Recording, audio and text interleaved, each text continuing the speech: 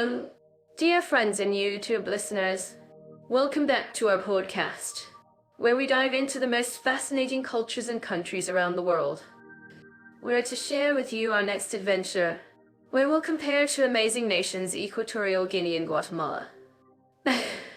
I'm Mira, and I'm thrilled to be here with my partner in crime, Leo. Greetings, everyone. I'm Leo, and I'm glad to be back with Mira, our fearless leader in this exploration of the world's hidden gems. Before we dive into our topic of the day, let me share a funny story that happened to me between our last podcast and this one. I was trying to order a coffee at a cafe, and I accidentally asked for a latte with extra foam, and decided drama. The barista looked at me like I was crazy, and I just shrugged and said, "Hey, I'm just trying to add a little excitement to my day." Oh, Leo. You always know how to make us laugh. But let's get back to our topic. As I was saying, today we're going to compare Equatorial Guinea and Guatemala. Both countries have their unique cultures, histories, and attractions, and we'll delve into all of them. From the stunning beaches of Equatorial Guinea to the ancient Mayan ruins of Guatemala, we'll cover it all. And for all our listeners who are considering moving to or visiting one of these countries, this podcast is going to be your ultimate guide. So, stay tuned, and let's get started. That's right, Mira. And to make our podcast even more enjoyable, we're powered by the innovative minds at JetOff AI. They're always pushing the boundaries of what's possible with technology, and we're grateful for their support. Now, let's get back to our topic. Equatorial Guinea and Guatemala may seem like vastly different countries, but they share some commonalities as well. For example, both countries have a rich cultural heritage, with a blend of traditional and modern influences. Exactly. Leo. And that's what makes them so fascinating. But what really sets them apart is their history and geography. Equatorial Guinea, for instance, is a country located in Central Africa, with a diverse landscape that includes tropical rainforests, mountains, and coastlines along the Gulf of Guinea. Well, on the other hand, Guatemala is a country located in Central America, with a more temperate climate and a rich cultural heritage that dates back to the ancient Mayans. Yes, Mira, and both countries have their own unique charm. Equatorial Guinea, for example, is home to the stunning Monte Pico, which is the highest peak in the country. In Guatemala, on the other hand, is home to the beautiful Lake Atitlan, which is a popular destination for tourists. But what really sets these countries apart is their people and their culture.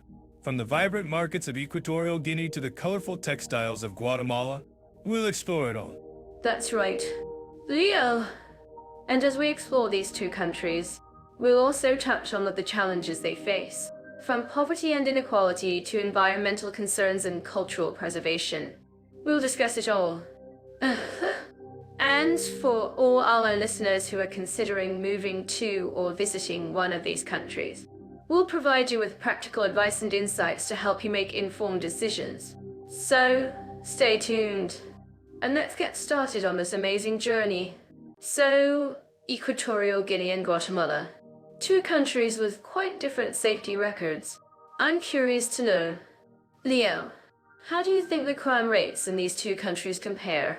Well, Mira, I've done some research, and it seems that Equatorial Guinea has a relatively high crime rate, especially in the capital city of Malabo.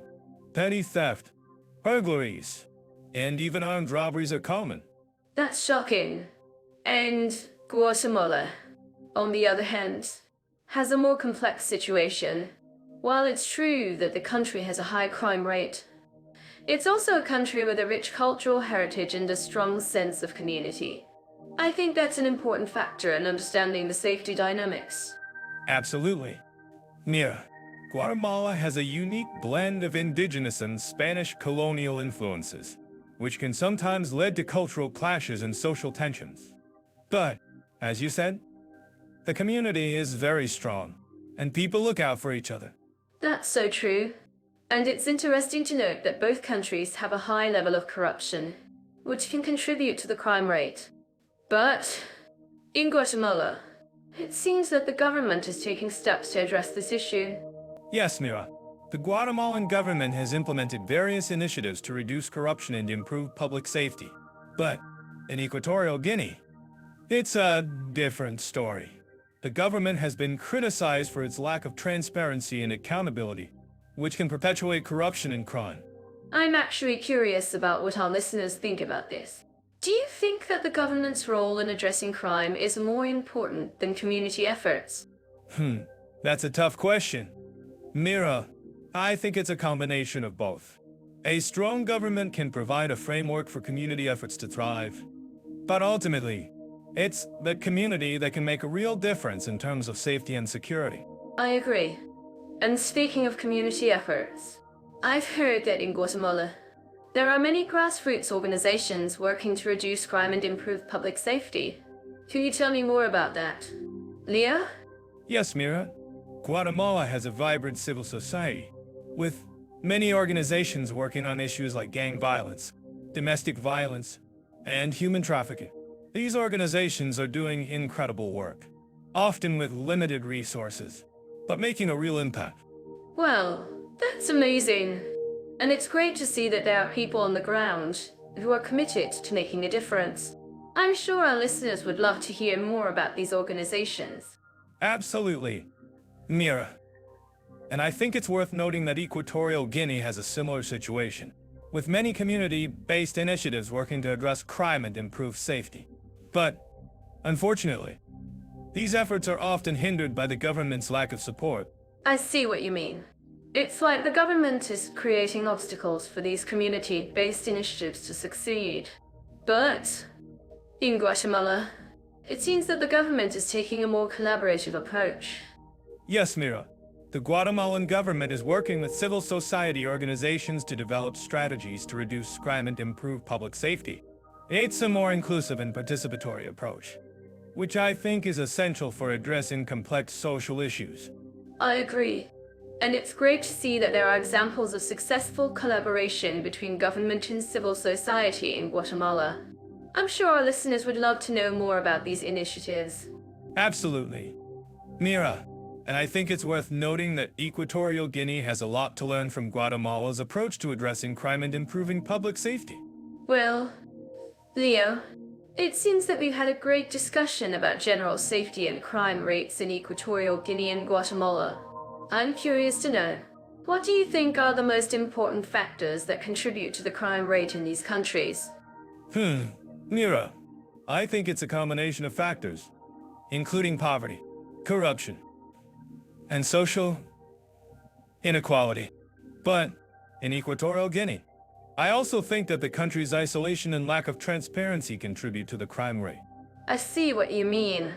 It's like the country is cut off from the rest of the world, and that can lead to a lack of accountability and transparency. Exactly. Mira. And it's a vicious cycle, where corruption and crime perpetuate each other. Well, it seems that we've covered a lot of ground in this discussion. I'm sure our listeners will appreciate the insights we gained about general safety and crime rates in Equatorial Guinea and Guatemala. Absolutely. Mira, and I think it's worth noting that both countries have a lot to learn from each other. Equatorial Guinea can learn from Guatemala's approach to addressing crime and improving public safety. And Guatemala can learn from Equatorial Guinea's unique cultural and historical context. I agree. And I think it's essential that we continue to have these kinds of discussions to raise awareness and promote understanding of the complex issues surrounding general safety and crime rates in these countries. Absolutely, Mira. And I'm sure our listeners will continue to follow our podcast and learn more about these important topics. Well, that's all for now. But before we go, I'd like to ask our listeners a question. Have you ever experienced or witnessed a situation where community efforts made a real difference in terms of safety and security? Share your stories with us in the comments. And don't forget to like and subscribe to our podcast for more discussions on general safety and crime rates in Equatorial Guinea and Guatemala, and other topics related to these countries. I'm to dive into the world of politics and social harmony, exploring how governance shapes expat life in Equatorial Guinea and Guatemala. For our listeners, I'm curious, have you ever experienced any cultural shocks or surprises while living abroad? Cultural shocks are a given, right? But seriously, Equatorial Guinea's complex history has created a unique blend of African and Spanish influences. The country's president, Teodoro Obiang Mba Soko, has been in power since 1979, and his regime has been criticized for human rights abuses and corruption. That's a lot to unpack. Leo, but let's look at Guatemala, a country with a rich Mayan heritage and a tumultuous history of military coups and social unrest. Can you tell us more about the current state of politics in Guatemala? Guatemala's got a lot going on. The country has made significant strides in recent years, with the election of President Jimmy Morales in 2015. However, his presidency has been marked by controversy, including allegations of corruption and ties to organized crime. I see what you mean. Both countries have their challenges, but it's interesting to see how they've navigated their complex histories.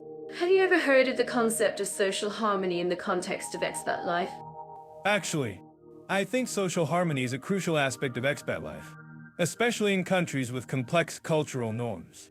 In Equatorial Guinea, for example, the concept of hospitality is deeply ingrained in the culture, but it can also lead to situations where expats feel uncomfortable or even threatened.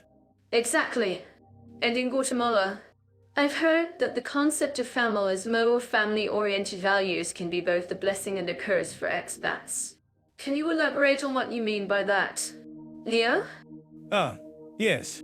Familismo can be a beautiful thing, but it can also lead to situations where expats feel like they're being pulled into family dynamics or expected to participate in cultural traditions without fully understanding the context.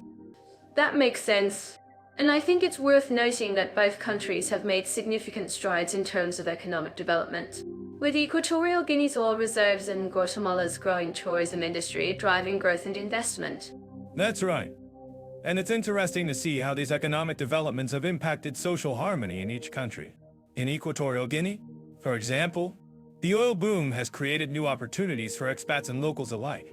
But it's also led to concerns about corruption and unequal distribution of wealth. I see what you mean. And in Guatemala, the growing tourism industry has created new opportunities for expats to engage with local culture and communities. But it's also raised concerns about over-tourism and the impact on local ecosystems. Exactly. And I think it's worth noting that both countries have a strong sense of community and social cohesion, which is essential for social harmony. In Equatorial Guinea, for example, the concept of Ubuntu or human connection is deeply ingrained in the culture, and it's not uncommon to see locals and expats working together on community projects. That's beautiful. And I think it's worth noting that our listeners might be interested in learning more about the cultural nuances of each country. If you're an expat living in Equatorial Guinea or Guatemala, we'd love to hear about your experiences, insights in the comments below. Great idea. Mira, and for our listeners who are interested in learning more about these countries, I recommend checking out GDPs AI for more insights and resources on expat life in Equatorial Guinea and Guatemala. And don't forget to subscribe to our podcast for more conversations like this one. We're always to share our findings and insights with you, and we'd love to hear from you in the comments below. Absolutely. And before we go, I just want to say that social harmony is a complex and multifaceted concept that requires a deep understanding of local culture and context. But it's also a reminder that even in the most challenging situations, there's always hope for connection and community. Well said, Leo. And I think that's a perfect note to end on. Thanks for joining us on this conversation about political stability and social harmony in Equatorial Guinea and Guatemala. Until next time, stay curious and keep exploring. So when it comes to economic conditions and cost of living, I think it's essential to consider the unique challenges that come with living in Equatorial Guinea. With a relatively small population and a high reliance on oil exports, the economy can be quite volatile. That's a great point, Mira. And it's interesting to note that Equatorial Guinea has one of the highest GDP per capita in Africa. But the wealth is not evenly distributed among the population. I've heard that corruption can be a significant issue in the country. Absolutely. And I think it's essential to acknowledge that the cost of living in Equatorial Guinea can be quite high, especially in the capital city of Malabo. The prices for basic necessities like food and housing can be quite steep. I've also heard that the cost of living in Malabo is comparable to that of some European cities.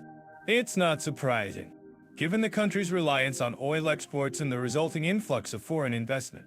That's right, Leo. And it's not just the cost of living that's a concern, but also the availability of basic services like healthcare and education.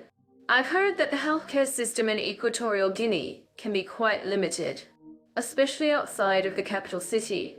I've also heard that the education system in Equatorial Guinea can be quite challenging, especially for expats who are used to higher standards of education in their home countries.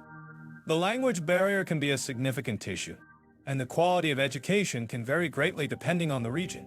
I'm certain that our listeners living in Equatorial Guinea would agree with me that the cost of living can be quite high, especially for foreigners.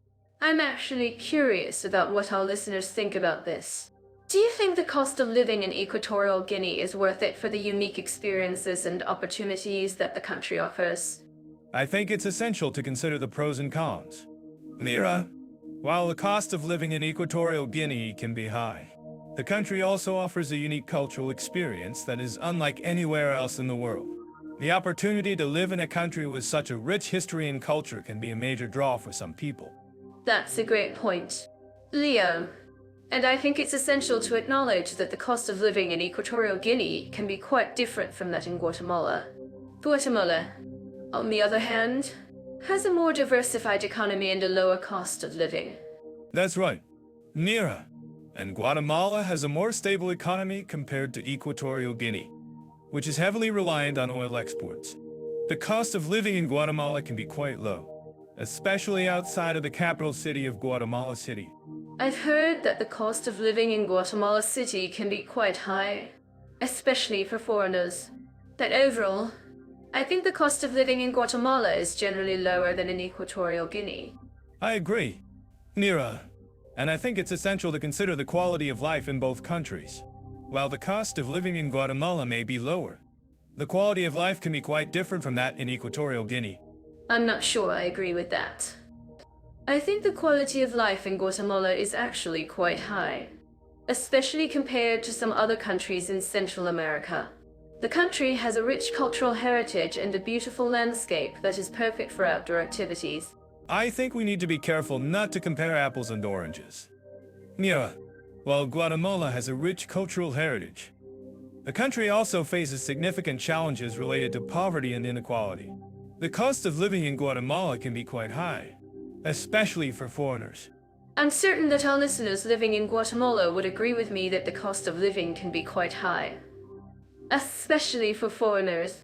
But overall, I think the cost of living in Guatemala is generally lower than in Equatorial Guinea. I agree, Mira, and I think it's essential to consider the unique challenges that come with living in both countries.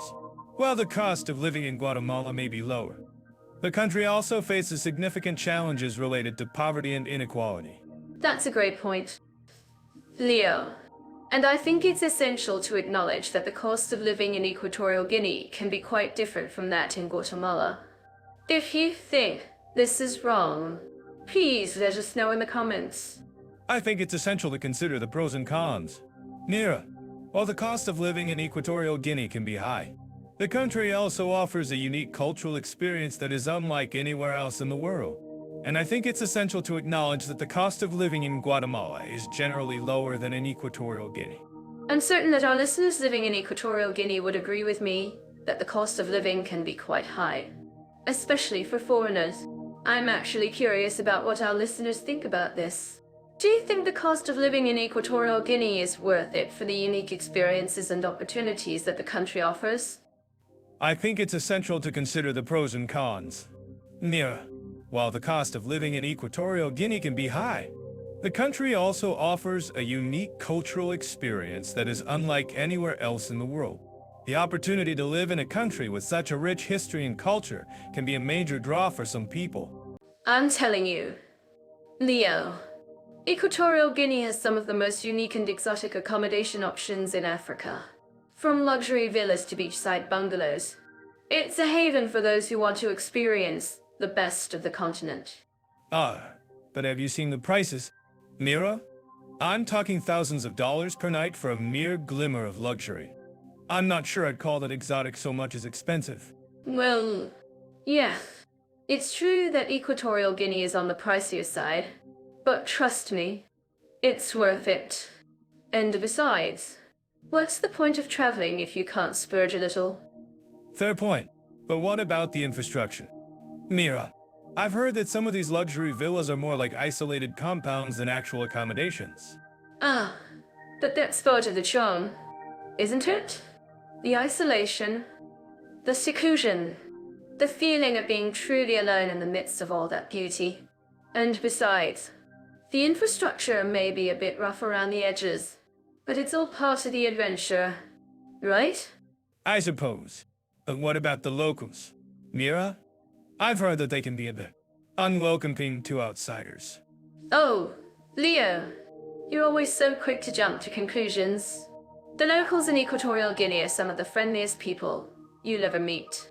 They're just a bit reserved, that's all. Reserve? I think that's a nice way of putting it.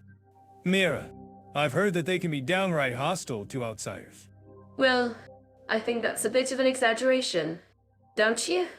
And besides, even if they are a bit standoffish, it's all part of the charm, right? The mystery, the intrigue, the sense of adventure. I suppose. But what about Guatemala? Mira, I've heard that it's a bit of a more laid-back destination. Ah, yes. Guatemala is definitely a more relaxed destination than Equatorial Guinea. But don't let that fool you, it's still a country with a rich history and culture, and plenty of amazing accommodation options to boot. I'm actually curious about what our listeners think about this. Mira, do you think that Guatemala's laid-back vibe is a good thing or a bad thing? Well, I think it's definitely a good thing. Leo, there's something to be said for a place that's unpretentious and down to earth. And besides, it's always nice to be able to relax and unwind in a beautiful and peaceful setting. I see what you mean, Mira. And I think that's one of the things that sets Guatemala apart from Equatorial Guinea. The sense of community and camaraderie that you find in Guatemala is just not the same in Equatorial Guinea. But that's not entirely fair. Leo, Equatorial Guinea has its own unique sense of community and culture. It's just different. That's all. I suppose. But what about the accommodation options in Guatemala? Mira, I've heard that they're a bit more affordable than in Equatorial Guinea. Yes, that's true. Leo, Guatemala has a wide range of accommodation options, from budget-friendly hostels to luxury resorts. And the prices are definitely more affordable than in Equatorial Guinea. I'm certain that our listeners living in Guatemala would agree with me that the country has some of the most beautiful and unique accommodation options in Central America. Absolutely. Leo, and I think that's one of the things that sets Guatemala apart from Equatorial Guinea. The sense of adventure and exploration that you find in Guatemala is just not the same in Equatorial Guinea. I see what you mean, Mira. And I think that's one of the things that makes Guatemala such a great destination for travelers, the sense of possibility and adventure that you find there. Yes. Guatemala is definitely a country that's full of possibility and adventure. And I think that's one of the things that draws people to it time and time again. I'm actually curious about what our listeners think about this. Mira, do you think that Guatemala's unique sense of community and culture is a good thing or a bad thing? Well, I think it's definitely a good thing. Leo, there's something to be said for a place that's unpretentious and down to earth. And besides, it's always nice to be able to relax and unwind in a beautiful and peaceful setting. I see what you mean, Mira. And I think that's one of the things that sets Guatemala apart from Equatorial Guinea. The sense of community and camaraderie that you find in Guatemala is just not the same in Equatorial Guinea. But that's not entirely fair. Leo, Equatorial Guinea has its own unique sense of community and culture. It's just different. That's all. I suppose. But what about the accommodation options in Equatorial Guinea? Mira? I've heard that they're a bit more isolated than in Guatemala. Ah, yes, that's true.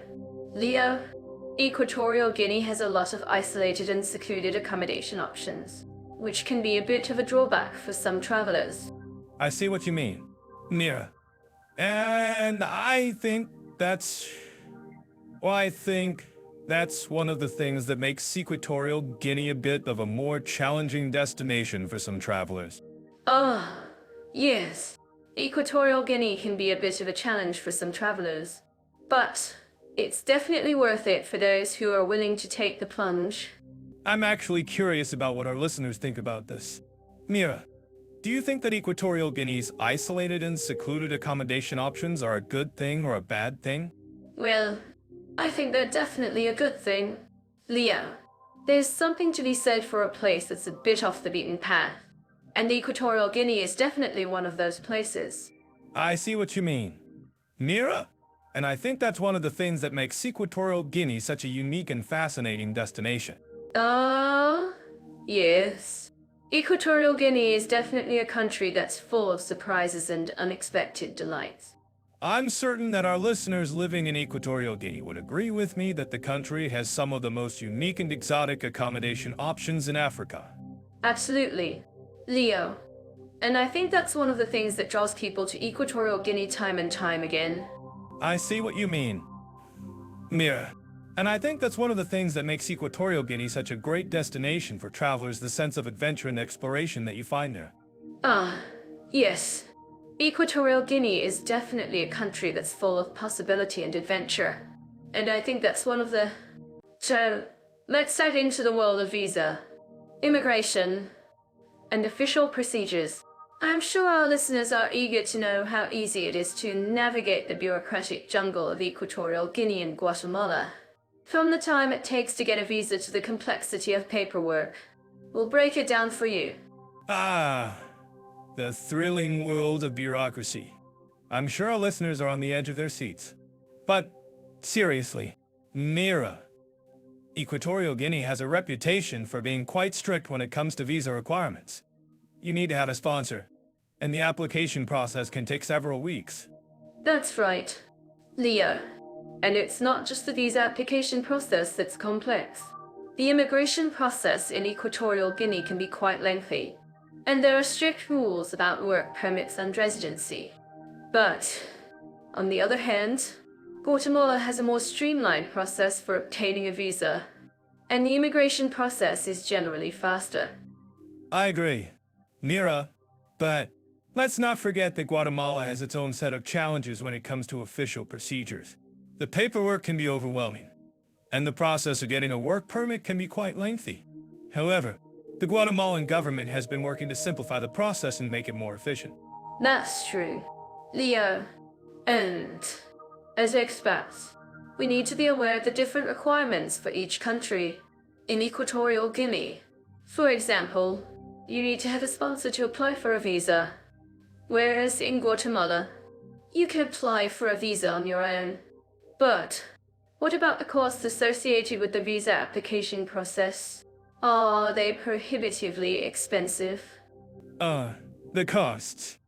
Well, Mira, it's true that the costs associated with the visa application process in Equatorial Guinea can be quite high. But, in Guatemala, the costs are generally lower. However, it's worth noting that the costs can vary depending on the type of visa you're applying for and the length of stay. I see what you mean. Leo, and what about the language requirements for each country?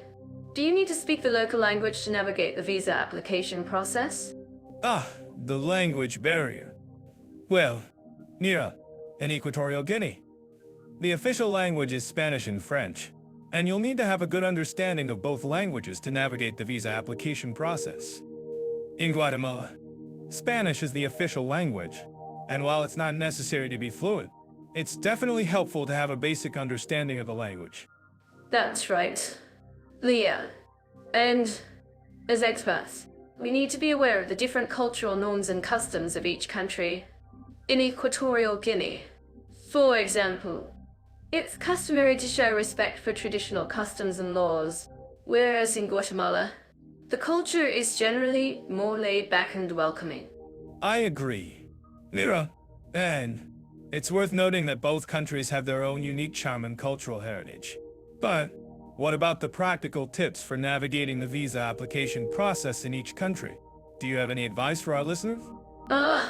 Practical tips. Well, Leah, I think it's always a good idea to research the visa application process thoroughly and make sure you understand the requirements and deadlines. In Equatorial Guinea, for example, you'll need to submit your application at least 30 days in advance, whereas in Guatemala, you can submit your application at least 15 days in advance. That's right, Mira. And it's also a good idea to work with a reputable visa agency or attorney to help guide you through the process. And finally, don't forget to stay patient and flexible, as the visa application process can be unpredictable. I see what you mean.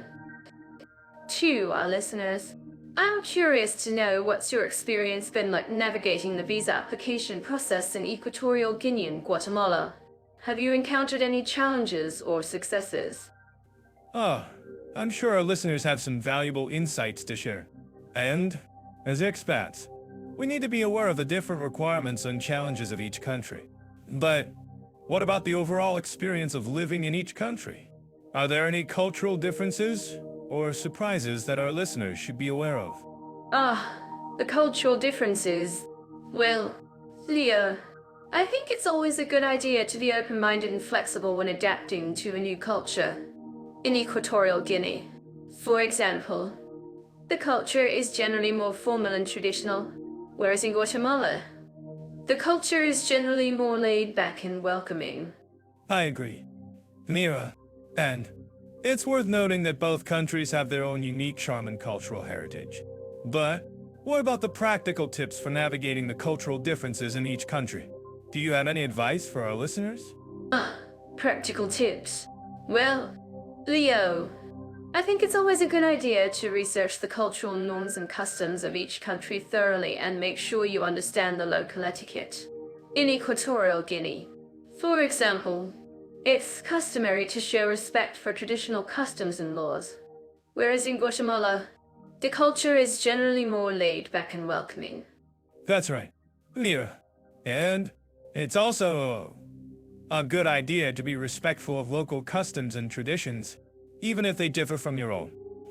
And, finally, don't forget to stay open-minded and flexible, as the cultural differences can be unpredictable.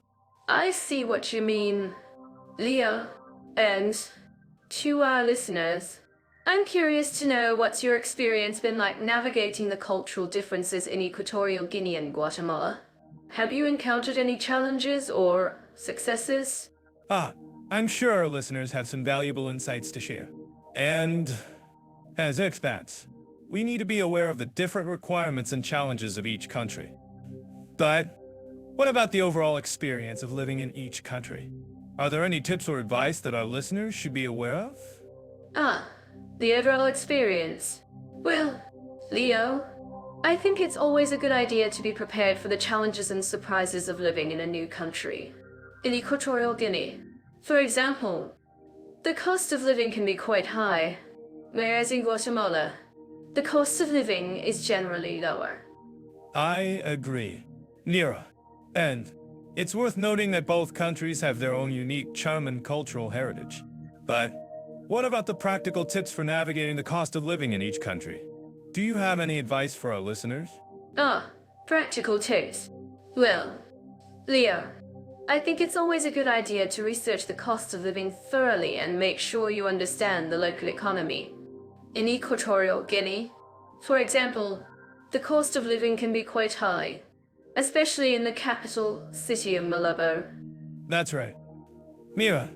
And it's also a good idea to budget accordingly and plan for the costs associated with living in each country. And finally, don't forget to stay flexible and adaptable, as the cost of living can change over time.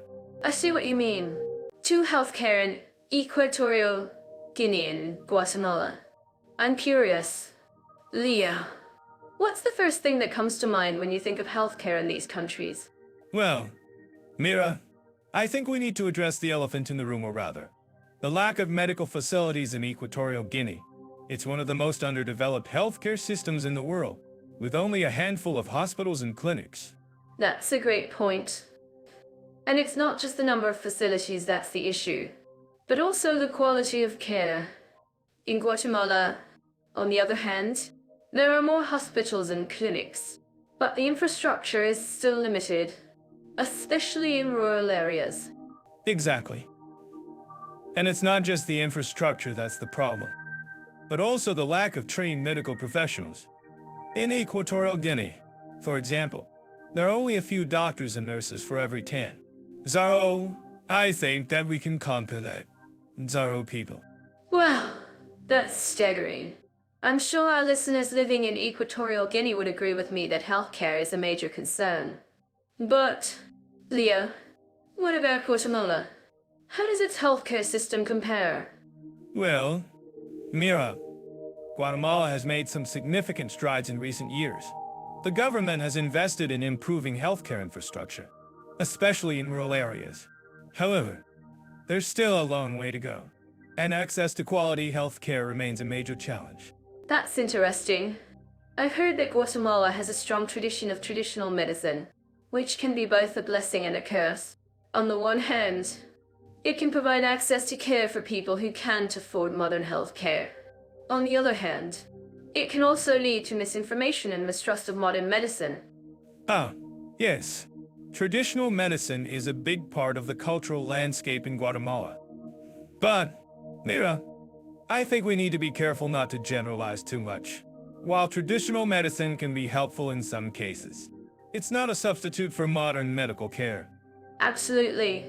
Leo, and speaking of modern medical care, I've heard that both Equatorial Guinea and Guatemala have significant health challenges related to infectious diseases, such as malaria and tuberculosis. Yes, that's true. And it's not just infectious diseases that are a problem. Non-communicable diseases like diabetes and heart disease are also on the rise in both countries. Wow, it's clear that healthcare is a major challenge in both Equatorial Guinea and Guatemala. But, Leo, what about access to healthcare? How do people in these countries typically access medical care? Well, Mira, in Equatorial Guinea, access to healthcare is often limited to those who can afford it. In Guatemala, on the other hand, there are more options for people who can't afford private healthcare, such as public hospitals and clinics. That's a good point. Leo, and I think it's worth noting that both countries have a strong tradition of community-based healthcare, where healthcare workers and volunteers work together to provide care to their communities. Ah, yes. Community-based healthcare is a vital part of the healthcare system in both Equatorial Guinea and Guatemala. And it's not just about providing medical care, it's also about promoting health and wellness through education and prevention. Absolutely. Leo, and speaking of health and wellness, I heard that both countries have a strong focus on preventive care, such as vaccination programs and health education. Yes, that's true. And it's a great example of how both countries are working to improve health outcomes and reduce the burden of disease. Well, I think that's a great note to end on. Leo, I'm sure our listeners will have a lot to think about when it comes to healthcare in Equatorial Guinea and Guatemala. Absolutely. Mira, and if you think this is wrong, please let us know in the comments. We'd love to hear your thoughts on this important topic. And don't forget to like and subscribe to our channel for more content on healthcare and other topics related to living abroad.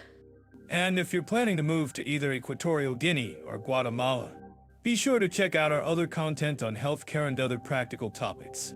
Thanks for tuning in. Everyone, we'll be back with more content soon. Tied into transportation infrastructure and convenience in Equatorial Guinea and Guatemala. I'm curious. Leo, how do you think we'll find the best ways to move around in these countries? Ah, great topic. Both countries have some unique challenges when it comes to transportation. In Equatorial Guinea, for instance, The infrastructure is still developing, and many roads are in poor condition. It's not uncommon to see potholes and rough patches on the road. I bet our listeners in Equatorial Guinea can relate to that traffic chaos. But, Leo, you're right. The infrastructure is a major issue. I've heard that in Guatemala, the roads are a bit better, but traffic congestion is still a problem, especially in cities like Guatemala City. Exactly. And speaking of Guatemala City, have you heard about the infamous traffic in the city? It's like a never-ending game of chicken on the road. People are always trying to outmaneuver each other to get to their destination first. Oh, that sounds like quite an adventure. But seriously, Leo, what do you think is the most convenient way to get around in these countries? Is it by public transit, taxi, or maybe even renting a car? Well, in Equatorial Guinea, public transit is limited, and many people rely on taxis or ride-hailing services. But in Guatemala, public transit is more developed, and you can find buses and shuttles that connect major cities. That's great to know. Leo, I've also heard that in Guatemala, many people use bicycles as a mode of transportation, especially in rural areas. What do you think about that? Yes. Bicycles are a fantastic way to get around, and they're becoming increasingly popular in Guatemala. In fact, some cities have even implemented bike-sharing programs to make it easier for people to get around. I bet our listeners in Guatemala would love to hear more about those bike-sharing programs. Leah, have you heard about the transportation challenges in Equatorial Guinea's capital city, Malabo? Yes, Malabo is a unique case. The city is situated on an island, and the roads are narrow and winding. It's not easy to get around, especially during rush hour. Wow, that sounds like quite a challenge. But I've heard that in Guatemala, the scenic routes are stunning. Have you had a chance to explore the country's roads and scenic routes? Leo? Yes. Guatemala has some of the most beautiful scenic routes in Central America. The Pan-American Highway, for instance, is a stunning drive that takes you through mountains and valleys. I bet our listeners would love to hear more about those scenic routes. Leo, what do you think is the biggest transportation challenge in Equatorial Guinea? That's a tough one. I think the biggest challenge is the lack of infrastructure and maintenance. Many roads are in poor condition, and it's not uncommon to see potholes and rough patches on the road. I see what you mean, Leo, but on the other hand, I think the scenic routes in Guatemala are a major draw for tourists. Have you ever taken a scenic route in Guatemala? Leo? Yes. I took a drive through the Chumanas Mountains, and it was breathtaking. The scenery was stunning, and the road was smooth and well-maintained. Wow, that sounds amazing. I'm sure our listeners would love to hear more about that experience. Leo, what do you think is the most convenient way to get around in Equatorial Guinea? Well, in Equatorial Guinea, public transit is limited, and many people rely on taxis or ride-hailing services. But in Guatemala, public transit is more developed, and you can find buses and shuttles that connect major cities. That's great to know. Leo, I've also heard that in Guatemala, many people use their own vehicles, especially in urban areas. What do you think about that? Yes. Owning a vehicle can be convenient, but it's also a big responsibility. In Guatemala, you need to be prepared for traffic congestion and road conditions. I bet our listeners in Guatemala can relate to that. Leo, have you ever tried using public transit in Equatorial Guinea? Yes. I took a bus from Malabo to the nearby town of Bata. It was an adventure, let me tell you. Oh, I'm sure it was. Leo, what do you think is the biggest advantage of using public transit in these countries? I think the biggest advantage is the opportunity to meet locals and experience the culture firsthand. Public transit is a great way to connect with people and get a feel for the community. I couldn't agree more. Leo, and speaking of community, I think it's great that both countries have a strong focus on community-based transportation. In Guatemala, for instance, many communities have their own transportation systems, such as cooperatives and collectives. Ah, yes. Community-based transportation is a great way to promote social responsibility and sustainability. And in Equatorial Guinea, there are also efforts to develop community-based transportation systems, such as bike-sharing programs and carpooling services. I'm glad to hear that. Leo! And I think it's great that our listeners can learn more about these transportation systems and how they can contribute to sustainable development. Thanks for sharing your insights. Leo. Thanks. Mira, it's been a pleasure to explore transportation infrastructure and convenience in Equatorial Guinea and Guatemala with you. Dive into the language barrier and ease of communication in Equatorial Guinea and Guatemala. As we all know, language is a significant aspect of any culture, and it plays a huge role in how we interact with each other. That's absolutely right. Mira, I'm curious to know, have you ever tried to navigate a country where you don't speak the local language? I have. And let me tell you, it's a real challenge. I have too, Leo. And I must say, it's not just about understanding the language itself, but also about the cultural nuances and customs that come with it. In Equatorial Guinea, for example, the official language is Spanish, but many people also speak French and Portuguese. Ah, yes. I've heard that Equatorial Guinea has a complex linguistic landscape. But what about Guatemala? I've been told that Spanish is the predominant language there as well. That's correct. Leo, Spanish is the official language in Guatemala, but you'll also find many Mayan languages spoken throughout the country. In fact, Guatemala has the largest number of Mayan languages spoken in any country in the world.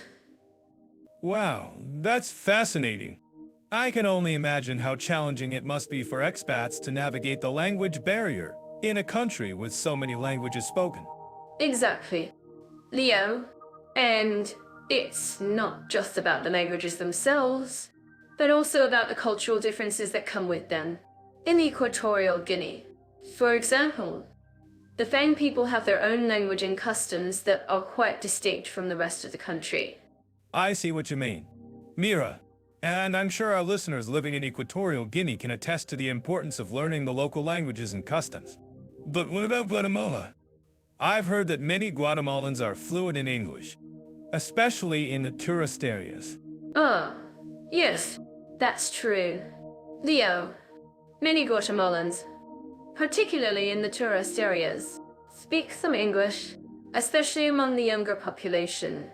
But it's still a good idea to learn some basic Spanish phrases to get by. Absolutely, Mira. And I'm sure our listeners living in Guatemala would agree that learning the local language is essential for a smooth and enjoyable experience. I'm curious to know, Leo, have you ever had any funny experiences while trying to communicate in a foreign language? Oh, yes. I once tried to order a coffee in a cafe in Equatorial Guinea and ended up ordering a whole meal instead. The barista was laughing so hard that I had to join in too. Oh, that's hilarious. Leo, I'm sure our listeners can relate to that kind of experience. And I'm sure our listeners living in Equatorial Guinea and Guatemala can attest to the fact that humor is a great way to break the language barrier and connect with locals. That's so true. And I think that's one of the most important things to remember when traveling to a foreign country, to be open-minded and willing to learn from the local culture. Absolutely. Mira, and I think that's why our podcast is so important, to share our experiences and insights with our listeners and help them navigate the language barrier in these amazing countries. Well, I think it's topic, Leo. But before we move on, I'd love to hear from our listeners. Have you ever had any funny experiences while trying to communicate in a foreign language? Share your stories with us in the comments below. And don't forget to like and subscribe to our channel for more exciting content and insights into the world of language and culture. I'm loving the way we're diving into the cultural diversity of Equatorial Guinea and Guatemala. Both countries have a rich blend of traditions, languages, and customs. Let's start with Equatorial Guinea, where I've been fascinated by the mix of Afrikaan, Spanish, and Portuguese influences. It's like a cultural melting pot. Exactly. And what's amazing is how these different cultures have blended together to create a unique identity. In Equatorial Guinea, you'll find a strong sense of community, with many people still living in traditional villages. But at the same time, the country has a growing urban population, with cities like Malabo and Bata offering a more modern way of life. That's so true. And I've heard that Equatorial Guinea has a strong tradition of music and dance, with the Fang people being particularly known for their vibrant performances. I'm curious, Leo, have you ever had the chance to experience any of these traditional dances? Actually, I have. During a trip to Equatorial Guinea, I had the opportunity to attend a traditional dance performance, and it was incredible. The energy and passion of the dancers was infectious, and I found myself getting caught up in the music and movement. It was a truly unforgettable experience. Wow, that sounds amazing. And I'm sure our listeners would love to hear more about it. In Guatemala, I've been impressed by the country's commitment to preserving its indigenous heritage. The Mayan and Taxation communities have a rich cultural tradition that's still thriving today. That's right. And Guatemala has a strong reputation for being a welcoming and inclusive country. Visitors often comment on the warm hospitality of the Guatemalan people, who are eager to share their culture and traditions with outsiders. In fact, I've heard that many Guatemalans are proud to showcase their traditional dress and handicrafts, which are often beautifully made and highly prized. I've heard that too. And I've also been struck by the vibrant colors and textiles of Guatemalan culture. From the traditional Mayan textiles to the bright colors of the quiche community, there's a real sense of visual beauty and creativity in Guatemala. I'm curious, Leo, what do you think is the most striking aspect of Guatemalan culture? That's a tough question, but I think what really stands out is the sense of resilience and adaptability of the Guatemalan people. Despite facing many challenges and difficulties, the Guatemalan people have managed to preserve their cultural heritage and pass it down to future generations. It's a truly inspiring story. Absolutely. And I think that's a great point to make about both Equatorial Guinea and Guatemala. Both countries have a strong sense of community and a commitment to preserving their cultural heritage. And I'm sure our listeners would agree that cultural diversity and tolerance are essential for building strong, inclusive societies. Definitely. And I think it's worth noting that both countries have made significant progress in recent years in promoting cultural diversity and tolerance.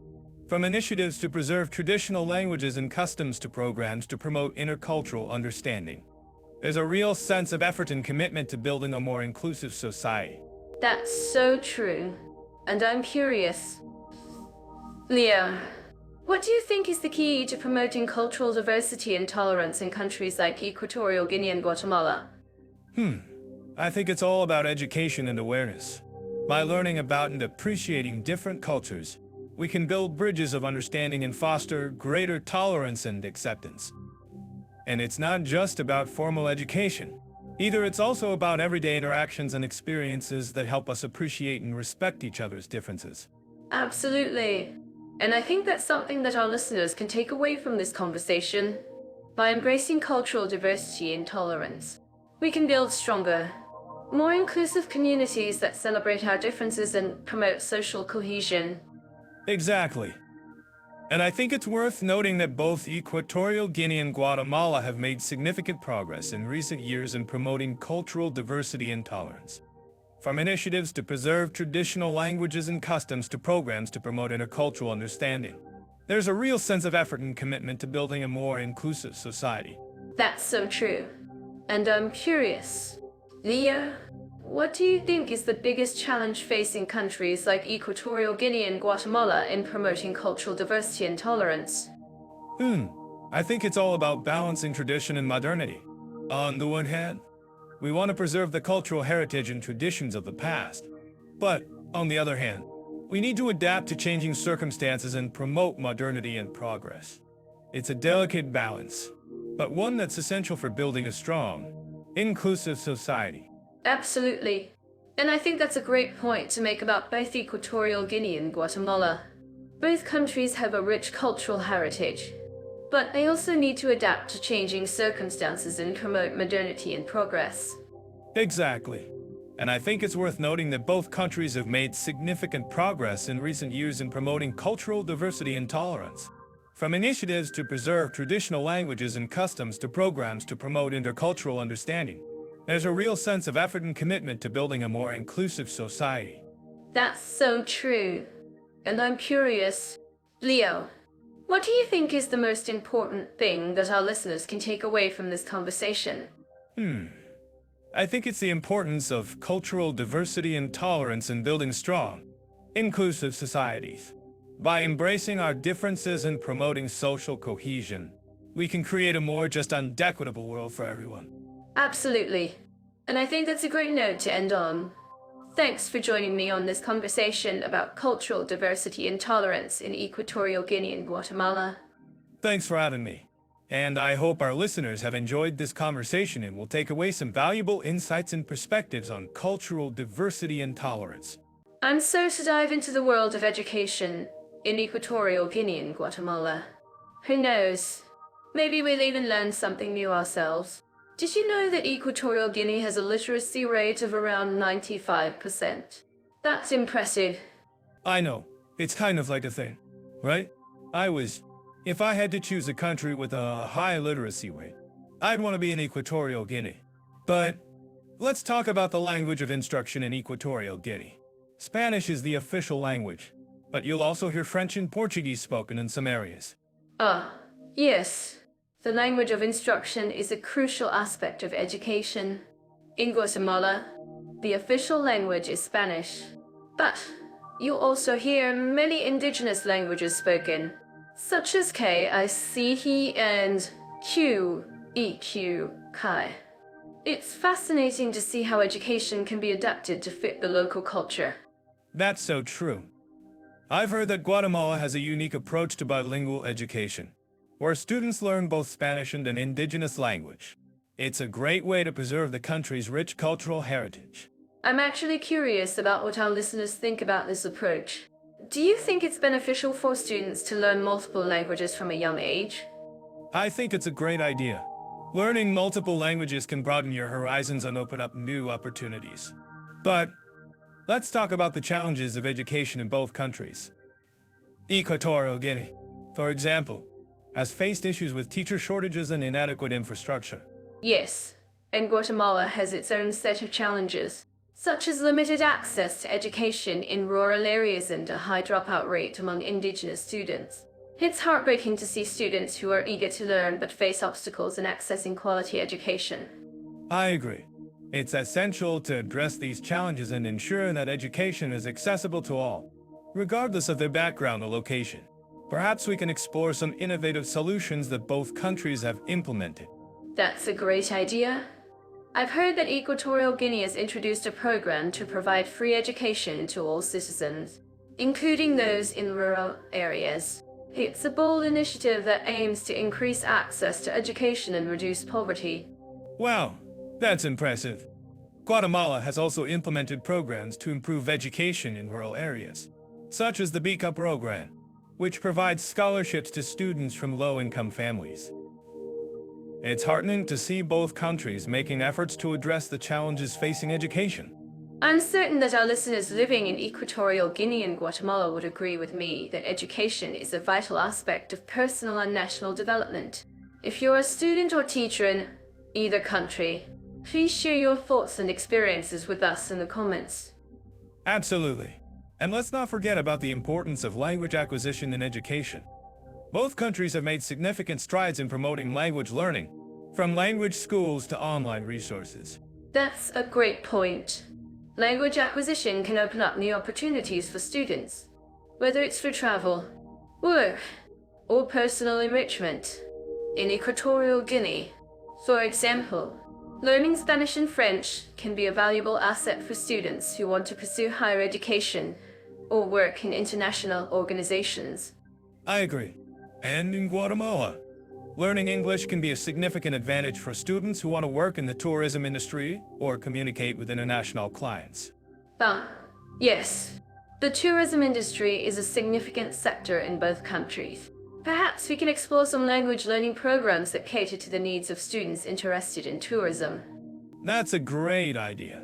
I've heard that there are language schools in Equatorial Guinea that offer courses in Spanish, French, and English, as well as cultural immersion programs that allow students to practice their language skills in real-life situations. Wow, that sounds like a fantastic opportunity for students to practice their language skills while immersing themselves in the local culture. If you're interested in learning more about language schools in Equatorial Guinea or Guatemala, please let us know in the comments. Absolutely. And let's not forget about the importance of student testimonials and feedback in evaluating the quality of education. Both countries have a wealth of stories from students who have benefited from education and language learning. That's a great point. I think it's essential to hear from students themselves about their experiences with education and language learning. Perhaps we can explore some student testimonials and share them with our listeners. I agree. And let's not forget about the role of technology in education. Both countries have made significant strides in using technology to improve education, from online resources to mobile apps. Yes. Technology can be a powerful tool in education. In Equatorial Guinea, for example, the government has launched a program to provide free online education to all citizens, including those in rural areas. Wow, that's impressive. Guatemala has also implemented programs to use technology to improve education, such as the Guatemala Digital Program, which provides online resources and training for teachers. I'm certain that our listeners living in Equatorial Guinea and Guatemala would agree with me that education is a vital aspect of personal and national development. If you're a student or teacher in either country, please share your thoughts and experiences with us in the comments. Absolutely. And let's not forget about the importance of collaboration between schools, governments, and communities in improving education. Both countries have made significant strides in this area. That's a great point. I think it's essential to bring together stakeholders from different sectors to address the challenges facing education and develop innovative solutions. I agree. And let's not forget about the role of language acquisition in promoting cultural understanding and exchange. Both countries have a rich cultural heritage, and language acquisition can be a powerful tool in promoting cultural exchange. Yes. Language acquisition can be a powerful tool in promoting cultural understanding and exchange. In Equatorial Guinea, for example, learning Spanish and French can help students understand the country's history and culture. I agree. And in Guatemala, learning English can help students communicate with international visitors and promote cultural exchange. Yes. The importance of language acquisition in promoting cultural understanding and exchange cannot be overstated. If you're interested in learning more about language schools in Equatorial Guinea or Guatemala, please let us know in the comments. Absolutely. And let's not forget about the importance of student feedback and testimonials in evaluating the quality of education. Both countries have a wealth of stories from students who have benefited from education and language learning. That's a great point. I think it's essential to hear from students themselves about their experiences with education and language learning. Perhaps we can explore some student testimonials and share them with our listeners. I agree. And let's not forget about the role of technology in education. Both countries have made significant strides in using technology to improve education, from online resources to mobile apps. Yes. Technology can be a powerful tool in education. In Equatorial Guinea, for example, the government has launched a program to provide free online education to all citizens, including those in rural areas. Well, Dive into the fascinating world of climate and seasonal conditions in Equatorial Guinea and Guatemala. Both countries have unique environments, shaped by their geography and location. that's right. Equatorial Guinea, being right on the equator, has a tropical climate with high temperatures and high humidity levels throughout the year. It's like walking into a steam room. Exactly. And Guatemala, on the other hand, has a more varied climate, ranging from tropical to temperate, depending on the region. The highlands are cooler, while the lowlands are hot and humid. Yes. Guatemala's climate is quite dramatic, with 4 distinct seasons. The dry season is from November to April, and the wet season is from May to October. And let's not forget the hurricanes that hit the coast. Yes, Leo. Hurricanes can be a significant threat in Guatemala, especially during the wet season. But Equatorial Guinea also experiences strong winds and rain, although it's more related to the El Nino and La Nina events. And speaking of strong winds, have you ever tried to hold on to your hat in Equatorial Guinea during a storm? It's like trying to hold on to a kite in a tornado. Oh, Leo, you're such a comedian. But seriously, the climate in both countries can be quite challenging, especially for people living in rural areas or in areas prone to natural disasters. That's true, Mira. But what's interesting is how the local populations adapt to these conditions. In Equatorial Guinea, for example, people have developed unique ways to build their homes and harvest rainwater to cope with the heavy rainfall. Ah, yes. And in Guatemala, the indigenous communities have developed traditional farming practices that help them adapt to the changing climate. They use techniques like agroforestry and permaculture to maintain soil health and biodiversity. I'm actually curious about what our listeners think about this. Do you think the local populations in both countries are resilient enough to adapt to the changing climate? Well, Leo, it's not just about resilience, but also about the ability to innovate and adopt new technologies.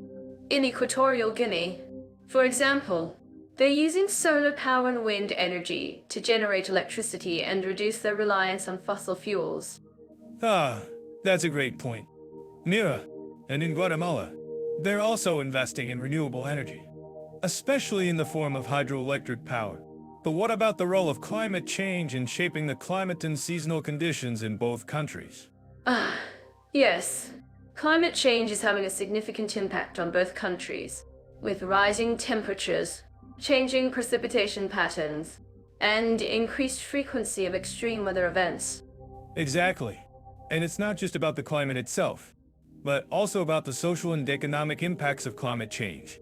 In Equatorial Guinea, for example, climate change is affecting the country's fisheries and agriculture, which are crucial to the economy. And in Guatemala, climate change is also affecting the country's agriculture, particularly in the highlands, where the changing climate is leading to crop failures and reduced yields. I'm certain that our listeners living in these countries would agree with me that climate change is a major concern. Absolutely. Leo, and what can we do to mitigate the impacts of climate change in both countries? Well, one thing is to support sustainable agriculture practices and reforestation efforts. That's a great point. Mira, and what about climate-resilient infrastructure? Should we be investing in climate-resilient buildings and roads in both countries? Yes, Leo. That's a great idea. Climate-resilient infrastructure can help reduce the impacts of extreme weather events and support sustainable development in both countries. Well, that's all the time we have for today. Folks, thanks for tuning in and joining the conversation. Don't forget to subscribe to our podcast and follow us on social media for more updates on climate and seasonal conditions in Equatorial Guinea and Guatemala. And don't forget to share your thoughts and experiences with us in the comments section. We'd love to hear from you and learn more about your perspectives on climate and seasonal conditions in both countries. And who knows, maybe one day we'll have a podcast episode all about the best ways to hold onto your hat in Equatorial Guinea during a storm. Oh, Leo, you're such a comedian. But seriously, it's been a pleasure discussing climate and seasonal conditions with you. Until next time, stay curious and keep exploring. And so to dive into the world of food culture and nutritional alternatives in Equatorial Guinea and Guatemala. From the spices of Equatorial Guinea soups to the hearty stews of Guatemala, we'll explore the unique flavors and ingredients that make each country's cuisine so special. Yes. Equatorial Guinea's soups are indeed a treat. But have you tried the famous tapito de polo? A rich chicken stew that's a staple in Equatorial Guinea. It's a flavor bomb, if I do say so myself. Oh, Leo, you always make me hungry. But seriously, tapito de polo is a classic. And speaking of classics, Guatemala has its own rich culinary heritage, with dishes like Joción, a thick and flavorful stew made with meat or seafood. Joción. Yes. It's a favorite among locals and tourists alike. But have you tried the traditional Guinean dish, arroz con camarones, a delicious shrimp and rice dish that's a staple at many restaurants? Oh yes, I have. And it's amazing how similar the flavors are to some of the dishes we have in Guatemala. But I'm curious. Leo, how do you think the two countries' cuisines differ in terms of nutritional content? Ah, that's a great question.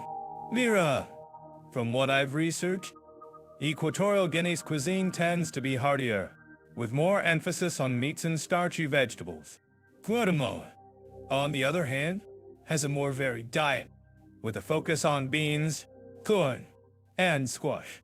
That makes sense. And I think it's interesting to note that both countries have a strong tradition of using local and seasonal ingredients, which is great for promoting sustainability and reducing carbon footprints. Ah, yes. And it's also great for the taste buds. But seriously, Mira, you're right. The use of local ingredients is a key aspect of both countries' cuisines. And it's not just about the ingredients, but also about the cooking techniques and traditions that have been passed down through generations. Exactly. And speaking of traditions, have you tried the traditional Equatorial Guinean dish, Mondo? A delicious tomato with tripe and vegetables? Oh, Leo, you're making me hungry again. But seriously, Nonjong is a classic, and I'm sure our listeners would love to try it. Ah, yes. And I'm sure they would agree with me that the traditional Guatemalan dish, POC chuck, a spicy pork dish, is also a must-try. Oh, yes. POC chuck is amazing. And I'm curious, Leo, what do you think is the biggest difference between the two countries' cuisines in terms of nutritional content? Ah, that's a great question. Mira, from what I've researched, Guatemala has a higher intake of fruits and vegetables, which is great for promoting a balanced diet. That's true. And I think it's also worth noting that both countries have a strong tradition of using herbs and spices to add flavor to their dishes, rather than relying on salt and sugar. Ah, yes. And it's also worth noting that the traditional Equatorial Guinean dish, arroz con camarones, is often served with a side of fried plantains, which is a great source of fiber and vitamins. Oh, yes. And I'm sure our listeners would love to try it. And speaking of trying new foods, I'm curious. Leo, what's the most adventurous dish you've tried in Equatorial Guinea? Well, I think it was a dish called fufu, a traditional Equatorial Guinean dish made with cassava or yams and served with a spicy sauce. Oh, yes. Fufu is amazing. And I'm sure our listeners would love to try it. Ah, yes. And I'm sure they would agree with me that the traditional Guatemalan dish, Chil's rellenos, a stuffed pepper dish, is also a must-try. That's true. And I think it's also worth noting that both countries have a strong tradition of using local and seasonal ingredients, which is great for promoting sustainability and reducing carbon footprints. Ah, yes. And it's also worth noting that the traditional Equatorial Guinean dish, London, is often served with a side of steamed vegetables, which is a great source of fiber and vitamins. Oh, yes. And I'm sure our listeners would love to try it. And speaking of trying new foods, I'm curious. Leo, what's the most adventurous dish you've tried in Guatemala?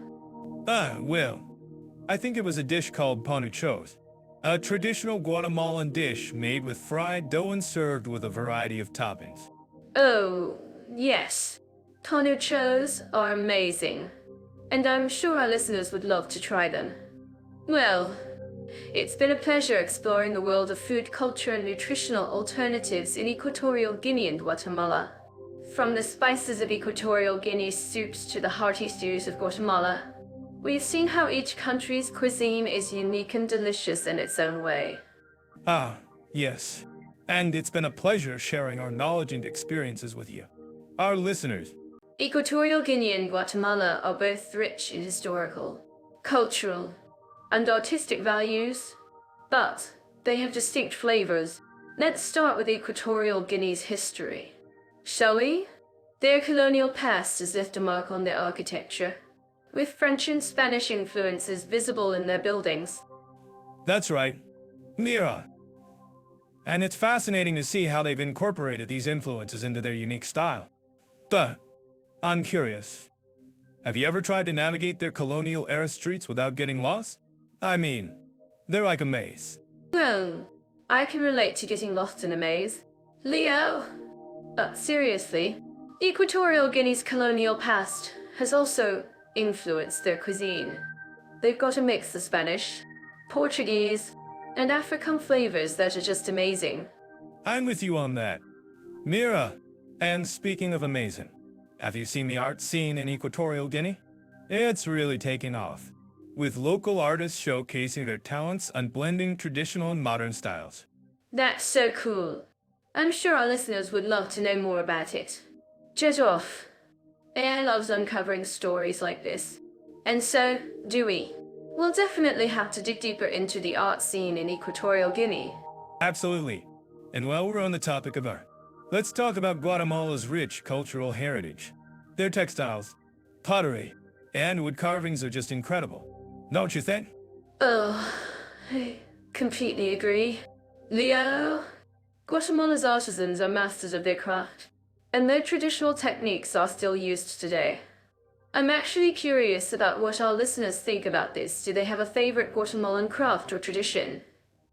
Well, Mira, I think it's worth noting that Guatemala's cultural heritage is not just about traditional crafts, but also about their rich history and mythology. They've got a fascinating story to tell, and I think we should explore it further. That's a great point, Leo. And I think we should also talk about the impact of colonialism on Guatemala's culture. How did it shape their society? And what are the lasting effects? Now we're getting into some heavy stuff, Mira. But, as you said, it's essential to understand the impact of colonialism on Guatemala's culture. I think we should also explore how they're working to preserve their cultural heritage and promote their unique identity. Exactly. And I think it's worth noting that Guatemala has made significant strides in promoting their cultural heritage, especially through their festivals and celebrations. Have you ever been to a traditional Guatemalan festival? Leo? Well, Mira, I think I can speak for both of us when I say that we'd love to experience a traditional Guatemalan festival firsthand. Maybe one day we'll have the chance to attend one and share it with our listeners. That would be amazing. Leo? And I think we should also talk about the role of music and dance in Guatemalan culture. How do they play a part in preserving their cultural heritage? Now we're getting into some fun stuff. Mira, music and dance are such integral parts of Guatemalan culture, and they're a great way to experience their rich heritage. I think we should explore some traditional Guatemalan music and dance styles. That sounds like a great idea.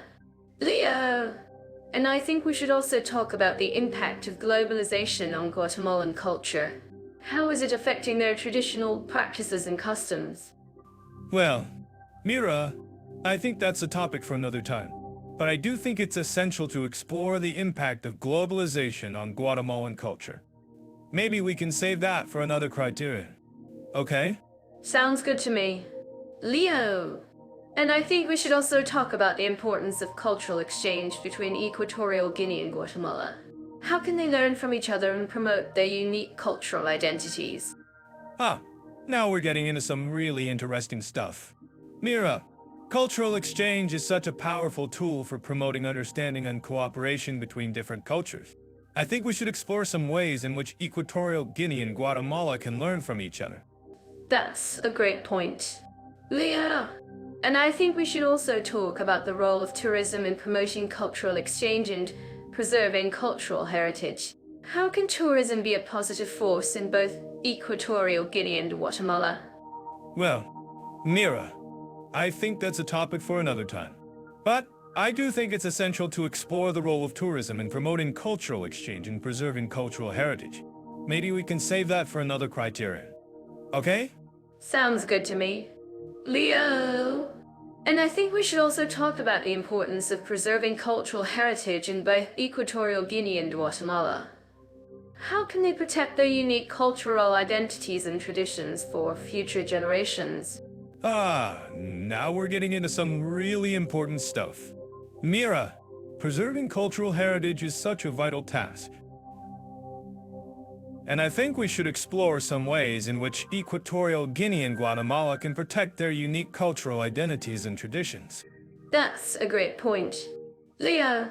And I think we should also talk about the impact of technology on cultural preservation. How can technology be used to preserve and promote cultural heritage in both Equatorial Guinea and Guatemala? Well, Mira, I think that's a topic for another time. But I do think it's essential to explore the impact of technology and cultural preservation. Maybe we can save that for another criterion. Okay? Sounds good to me. Leo! And I think we should also talk about the importance of education and awareness in promoting cultural preservation. How can education and awareness raise awareness about the importance of preserving cultural heritage in both Equatorial Guinea and Guatemala? Now we're getting into some really important stuff. Mira, education and awareness are such vital tools for promoting cultural preservation. And I think we should explore some ways in which education and awareness can raise awareness about the importance of preserving cultural heritage. That's a great point, Leo. And I think we should also talk about the role of community engagement in promoting cultural preservation. How can community engagement help preserve cultural heritage in both Equatorial Guinea and Guatemala? Well, Mira, I think that's a topic for another time. But I do think it's essential to explore the role of community engagement in promoting cultural preservation. Maybe we can save that for another criterion. Okay? I'm sure our listeners would agree that natural beauties are a major draw for tourists. Let's talk about Equatorial Guinea and Guatemala, two countries with diverse landscapes. Equatorial Guinea boasts stunning coastlines, mangrove forests, and volcanic peaks, while Guatemala offers a mix of tropical rainforests, volcanic highlands, and beautiful lakes. Yes. And I'm curious to know, Mira, have you ever been to Equatorial Guinea? I've heard the beaches in Malabo are breathtaking. Actually, Leo, I haven't been to Equatorial Guinea, but I've seen some stunning photos of its coastline. Speaking of beaches, Guatemala has some amazing ones too, like the ones in Monterrico and Del Perdón. That's right. And Guatemala's Lake Catalan is a natural wonder, with its 3 volcanoes surrounding the lake. I've heard it's a great spot for hiking and birdwatching. Absolutely. And Equatorial Guinea has its own unique volcanic landscape, with the Pico Bustle being the highest point in the country. I'm sure our listeners would love to know more about the best hiking trails in Equatorial Guinea. Yes. And I think our listeners would agree that both countries have incredible natural beauty. But let's talk about something that might surprise our listeners: the unique ecosystems found in these countries. Yes. Equatorial Guinea is home to the incredible Fern and Opo Island, which is a UNESCO biosphere reserve. And Guatemala has its own unique ecosystems, like the cloud forests of the Sierra Madre y Chiapas Mountains. That's right. And I'm curious to know, Mira, have you ever been to a cloud forest? I've heard it's a truly unique experience. Actually, Leo, I have been to a cloud forest, and it was amazing. The fog and the mist create a magical atmosphere. And Equatorial Guinea's mangrove forests are another unique ecosystem that's worth exploring. Yes. And I think our listeners would love to know more about the best ways to experience these ecosystems. Perhaps we could discuss some of the unique wildlife found in these countries? Yes. Equatorial Guinea is home to a wide range of wildlife, including monkeys, elephants, and birds. And Guatemala has its own unique wildlife, like the resplendent quetzal and the jaguar. That's right. And I'm curious to know, Mira, have you ever seen the resplendent quetzal in person? I've heard it's a truly breathtaking sight. Actually, Leo, I haven't seen a resplendent quetzal in person, but I've seen some amazing photos of it. And Equatorial Guinea's beaches are another great spot for wildlife watching, especially for marine life. Yes. And I think our listeners would agree that both countries offer incredible opportunities for wildlife watching. But let's talk about something that might surprise our listeners, the unique cultural practices found in these countries. Ah, yes. Equatorial Guinea has a rich cultural heritage, with a mix of African and Portuguese influences. And Guatemala has its own unique cultural practices, like the traditional Mayan textiles and pottery. That's right. And I'm curious to know, Mira, have you ever learned about traditional Mayan textiles? I've heard it's a fascinating topic. Actually, Leo, I have learned about traditional Mayan textiles, and it's a truly unique and beautiful art form. And Equatorial Guinea's traditional music and dance are another great example of the country's cultural diversity. Ah, yes. And I think our listeners would love to know more about the best ways to experience these cultural practices. Perhaps we could discuss some of the unique festivals found in these countries? Ah, yes. Equatorial Guinea has some amazing festivals, like the Fiesta Dia Avi Endemia in Malabo. And Guatemala has its own unique festivals, like the Fiestas de Santa Tomas in Antigua. That's right. And I'm curious to know, Mira, have you ever attended a festival in Equatorial Guinea? I've heard it's a truly unforgettable experience. Actually, Leo, I haven't attended a festival in Equatorial Guinea, but I've heard it's a great way to experience the country's culture. And Guatemala's festivals are another great way to experience the country's rich cultural heritage. Ah, yes. And I think our listeners would agree that both countries offer incredible opportunities for cultural exploration. Well, that's all for now. Folks, thanks for joining us on this podcast, and we hope you've learned something new about Equatorial Guinea and Guatemala. And don't forget to subscribe to our podcast for more exciting content. And if you have any questions or comments, please let us know in the comments section. I'm curious. Leo, what do you think about the idea of adventure in Equatorial Guinea? Have you heard about their love for sports? Ah, yes. Equatorial Guinea is actually a very sports-loving country. They have a strong focus on soccer, and their national team has even participated in the Africa Cup of Nations. But I'm not sure if you'd call it a traditional adventure destination. That's true. But what about their beautiful beaches and islands? I've heard the island of Corisco is a stunning spot for snorkeling and diving. Can you imagine the coral reefs and marine life you could see there? Oh, Mira, you're selling me on it already. Corisco Island does sound like an amazing destination. But let's not forget about the nearby island of Elo Bay, which is a great spot for fishing and birdwatching. That sounds wonderful. I love trying new water sports. Speaking of which, have you heard about the surfing and kayaking opportunities in Guatemala? I heard the Pacific coast is a surfer's paradise. Oh, Mira, you're always on the go, aren't you? Yes, Guatemala does have some amazing surf spots, especially around the town of El Perda. And I've heard the nearby Lake Atlan is a great spot for kayaking and paddleboarding. That's so cool. I love exploring new lakes and waterways. But I'm curious. Leo, what about the hiking and trekking opportunities in Equatorial Guinea?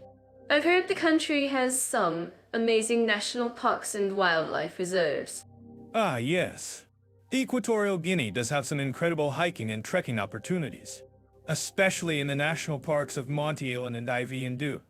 And I've heard the country is home to a wide variety of wildlife, including gorillas, elephants, and chimpanzees. Well, that sounds like a real adventure. I love spotting wildlife in their natural habitats. And speaking of wildlife, have you heard about the unique bird species found in Guatemala? I've heard the country is home to over 700 species of birds. Ah, Mira, you're a bird enthusiast, aren't you? Yes. Guatemala does have an incredible variety of bird species, especially around the Lake Pyramids and the Tycho National Park. That's so cool. I love learning about new bird species and trying to spot them in their natural habitats. But I'm curious. What about the cultural festivals and events in Equatorial Guinea? I've heard the country has a rich cultural heritage. Ah, yes. Equatorial Guinea does have a rich cultural heritage, and the country celebrates many unique festivals and events throughout the year. One of the most famous festivals is the Fiesta de la Virgen del Carmen, which takes place in the town of Bata. Ooh, that sounds like a real celebration. I love experiencing new cultures and trying new foods. Speaking of which, have you heard about the traditional Guatemalan cuisine? I heard the country has some amazing dishes, especially the papas as near Elenit OS. Ah, Mira, you're a foodie, aren't you? Yes, Guatemala does have some incredible traditional cuisine, especially the papas as in the Elenit OS. And I've heard the country is also home to some amazing coffee plantations. That's so cool. I love trying new foods and drinks. But I'm curious, Leo, what about the outdoor activities and adventure sports in Guatemala? I've heard the country has some amazing opportunities for rock climbing and canoeing. Ah, yes. Guatemala does have some incredible outdoor activities and adventure sports, especially around the town of Antigua and the nearby Lake Atla. And I've heard the country is home to some amazing hot springs and natural pools. That sounds like a real adventure. I love exploring new natural wonders and trying new outdoor activities. And speaking of which, have you heard about the unique natural wonders found in Equatorial Guinea? I've heard the country has some amazing waterfalls and caves. Oh, yes. Equatorial Guinea does have some incredible natural wonders, especially the waterfalls and caves found in the national parks of Monte Allen and Ivy-and-Dew. And I've heard the country is home to some amazing beaches and coastal scenery. Wow, that sounds like a real treasure trove of natural wonders. I love exploring new places and trying new outdoor activities. Speaking of which, have you heard about the unique cultural experiences found in Guatemala? I've heard the country has some amazing opportunities for homestays and cultural immersion. Ah, yes. Guatemala does have some incredible cultural experiences, especially the homestays and cultural immersion programs found in the towns of Antigua and San Pedro La Laguna. And I've heard the country is home to some amazing traditional crafts and textiles. Oh, that sounds like a real cultural adventure. I love experiencing new cultures and trying new activities. And speaking of which, have you heard about the unique adventure sports found in Equatorial Guinea? I've heard the country has some amazing opportunities for paragliding and bungee jumping. Ah, yes. Equatorial Guinea does have some incredible adventure sports, especially the paragliding and bungee jumping opportunities found in the town of Bata and the nearby beaches. And I've heard the country is home to some amazing water sports and activities. Well, that sounds like a real adrenaline rush. I love trying new adventure, sports, and activities. And speaking of which, have you heard about the unique cultural events found in Guatemala? I've heard the country has some amazing opportunities for festivals and celebrations. Ah, yes. Guatemala does have some incredible cultural events, especially the festivals and celebrations found in the towns of Antigua and Quetzalano. And I've heard the country is home to some amazing traditional music and dance. Ooh, that sounds like a real cultural experience. I love experiencing new cultures and trying new activities. And speaking of which, have you heard about the unique outdoor activities found in Equatorial Guinea? I've heard the country has some amazing opportunities for hiking and trekking. Ah, yes. Equatorial Guinea does have some incredible outdoor activities, especially the hiking and trekking opportunities found in the national parks of Monte Allen and Ivy-and-Dew. And I've heard the country is home to some amazing wildlife and bird species. Well, that sounds like I'm to dive into the nightlife and entertainment scenes of Equatorial Guinea and Guatemala. Two countries with unique flavors. Equatorial Guinea, with its vibrant cities like Malabo and Bota, offers a lively atmosphere that's a mix of African and Spanish influences. I'm curious, Leo, what do you think sets Equatorial Guinea's nightlife apart? Ah, great question. Mira, I think Equatorial Guinea's nightlife is all about the energy of its people. They have a saying, Viva la vida, which means long live life. And it's all about embracing the moment and having a good time. And let me tell you, their music and dance are infectious. That's so true. I heard that the country's traditional music, like the Congolese rumba, is a big hit in the bars and clubs. But, Leo, I'm also curious about Guatemala's nightlife. What do you think makes it so special? Guatemala, the land of eternal spring, as they call it, and their nightlife is no exception. From the lively bars in Antigua to the vibrant clubs in Guatemala City, there's always something going on. And let's not forget about the traditional Mayan dances and music that fill the air. That sounds amazing. I've heard that Guatemala's nightlife is also known for its fiestas, which are like big parties that celebrate different aspects of Guatemalan culture. I'm curious, Leo, have you ever been to one of these fiestas? Oh, Mira, I've been to a few in my time, but I'm not sure if I'd call myself an expert. But I can tell you that they're an experience you won't soon forget. The music, the dancing, the food, it's all just so vibrant and alive. I can imagine. And I'm sure our listeners would love to hear more about it. If you think this is wrong, please let us know in the comments. But, Leo, I'm also curious about the types of entertainment venues in Equatorial Guinea. What kind of places can you find in the cities? Well, Mira, in Malabo, you can find everything from traditional bars to modern clubs and even casinos. And in Bata, there's a great selection of restaurants and bars that serve up delicious seafood and local cuisine. That sounds delicious. And I'm sure our listeners would love to know more about the types of entertainment venues in Guatemala. What kind of places can you find in Antigua and Guatemala City? Great question. Mira, in Antigua, you can find everything from traditional dance halls to modern movie theaters and even live music venues. And in Guatemala City, there's a great selection of bars, clubs, and restaurants that cater to all kinds of tastes. That's so cool. I've heard that Guatemala City is also known for its street performers and live music. Can you tell us more about that? Leo? Oh, Mira, yes. Guatemala City is like a never-ending fiesta.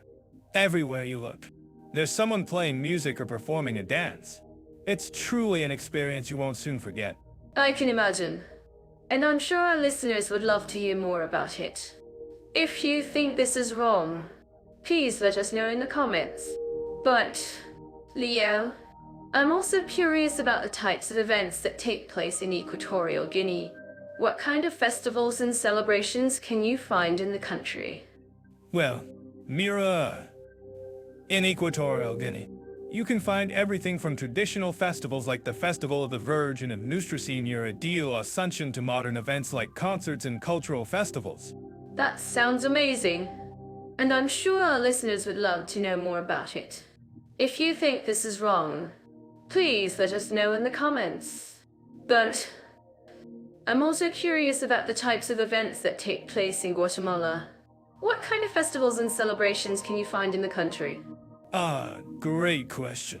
Mira, in Guatemala, you can find everything from traditional festivals like the Festival of the Virgin of the Assumption to modern events like concerts and cultural festivals. And let's not forget about the Festival of the Santo Hermano Pedro, which is a celebration of the country's patron saint. That sounds incredible. I've heard that Guatemala's festivals are also known for their vibrant costumes and traditional dances. Can you tell us more about that? Leo? Oh, Mira. Yes. Guatemala's festivals are like a colorful explosion of music, dance, and costumes. It's truly an experience you won't soon forget. I can imagine. And I'm sure our listeners would love to hear more about it. If you think this is wrong, please let us know in the comments. But, Leo, I'm also curious about the types of events that take place in Equatorial Guinea. What kind of sports events can you find in the country? Well, Mira, in Equatorial Guinea, you can find everything from soccer matches to basketball and even rugby. And let's not forget about the country's love of wrestling, which is a traditional sport in Equatorial Guinea. That sounds exciting. And I'm sure our listeners would love to know more about it. If you think this is wrong, please let us know in the comments. But, Leo, I'm also curious about the types of events that take place in Guatemala. What kind of sports events can you find in the country? Great question. Mira, in Guatemala, you can find everything from soccer matches to basketball and even volleyball. And let's not forget about the country's love of traditional sports like the jugo de pelota, which is a traditional game played with a ball and a racket. That sounds fascinating. I've heard that Guatemala's sports events are also known for their vibrant atmosphere and lively crowds. Can you tell us more about that? Leah? Oh, Mira. Yes. Guatemala's sports events are like a never-ending fiesta. Everywhere you look, there's someone cheering or dancing. It's truly an experience you won't soon forget. I can imagine. And I'm sure our listeners would love to hear more about it. If you think this is wrong, please let us know in the comments. But, Leo, I'm also curious about the types of entertainment venues in Equatorial Guinea. What kind of places can you find in the cities? Well, Mira, in Malabo, you can find everything from traditional bars to modern clubs and even casinos. And in Bada, there's a great selection of restaurants and bars that serve up delicious seafood and local cuisine. That sounds delicious. And I'm sure our listeners would love to know more about the types of entertainment venues in Guatemala. What kind of... So, when we think about family-friendly environments, Equatorial Guinea and Guatemala both have their unique approaches. In Equatorial Guinea, you'll find a mix of traditional and modern attractions that cater to families. For instance, the Malabo Cathedral is a beautiful example of colonial architecture. And the National Museum of Equatorial Guinea is a great place to learn about the country's history and culture. That's right. Mira, and Guatemala has its own set of amazing family-friendly spots. The Tikal National Park, for example, is a UNESCO World Heritage Site that's perfect for families to explore together. The park's rich history and stunning architecture make it a must-visit destination. I'm curious. Leo, have you ever been to a traditional Guatemalan festival? I've heard they're incredibly vibrant and fun for the whole family.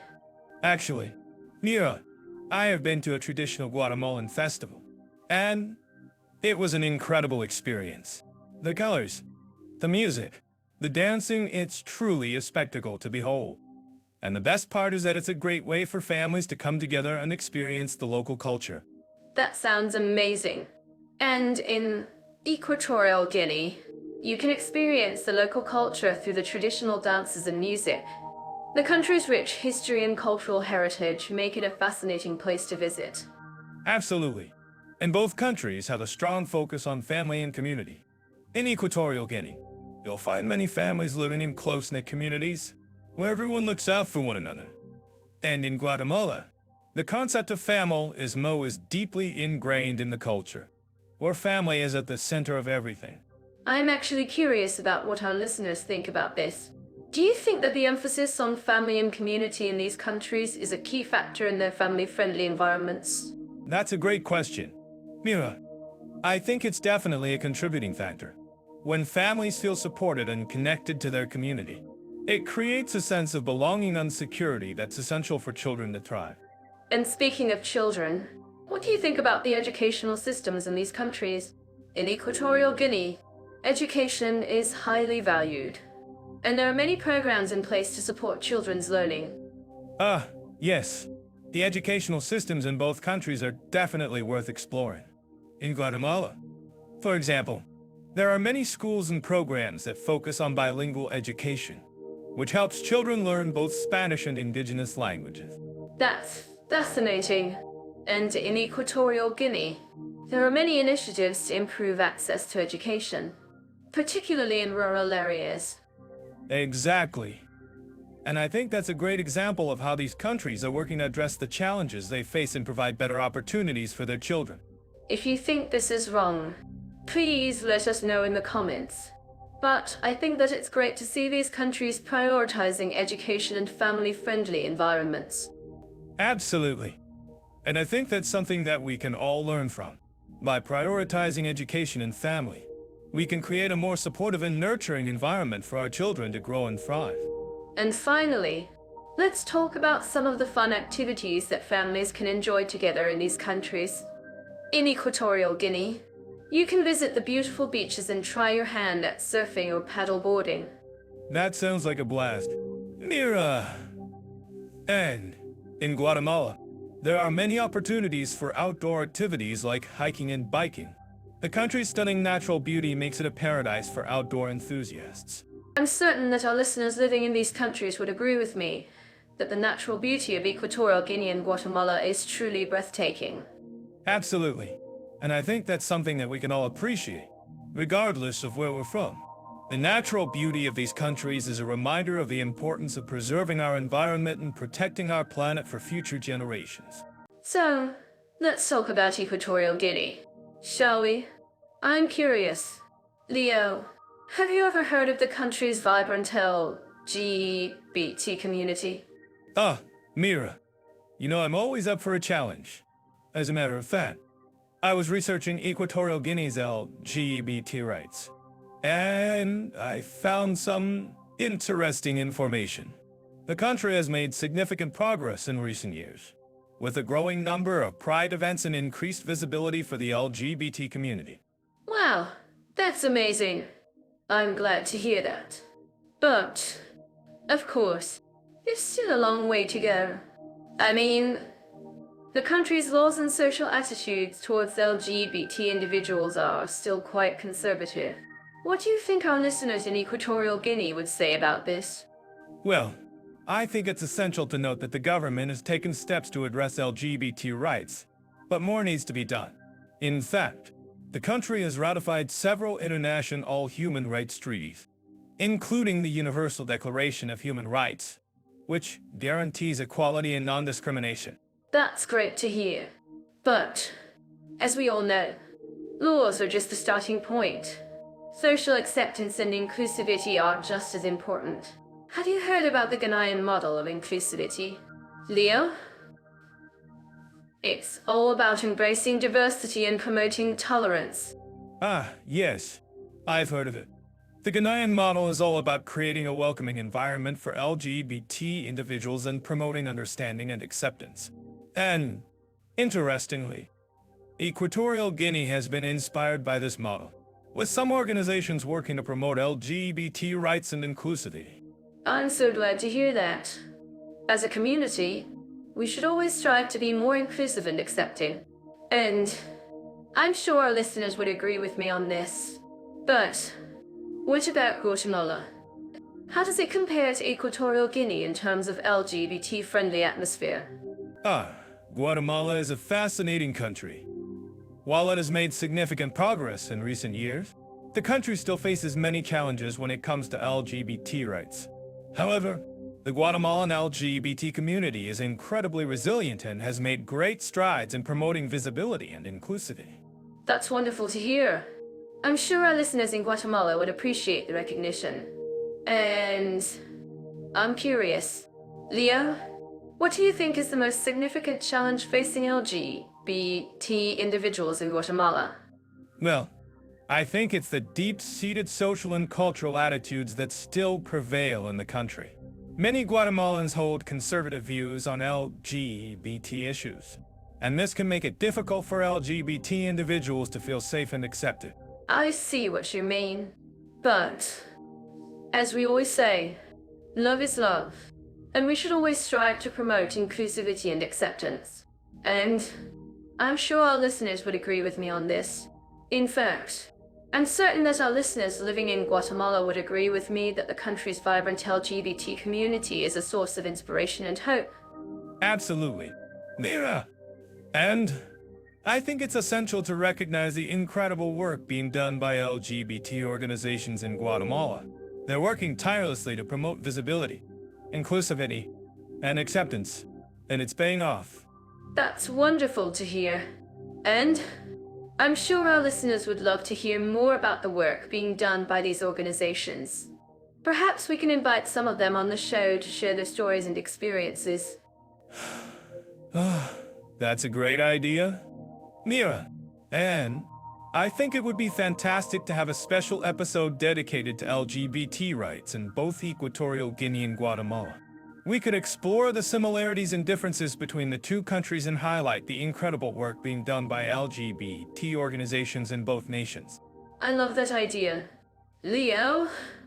And I'm sure our listeners would appreciate the opportunity to learn more about LGBT rights in these two countries. So, let's make it happen. So, I'm certain that our listeners living in Equatorial Guinea would agree with me when I say that the country's warm and welcoming culture is a major draw for foreigners. From the moment you arrive, you're enveloped in a sense of hospitality that makes you feel right at home.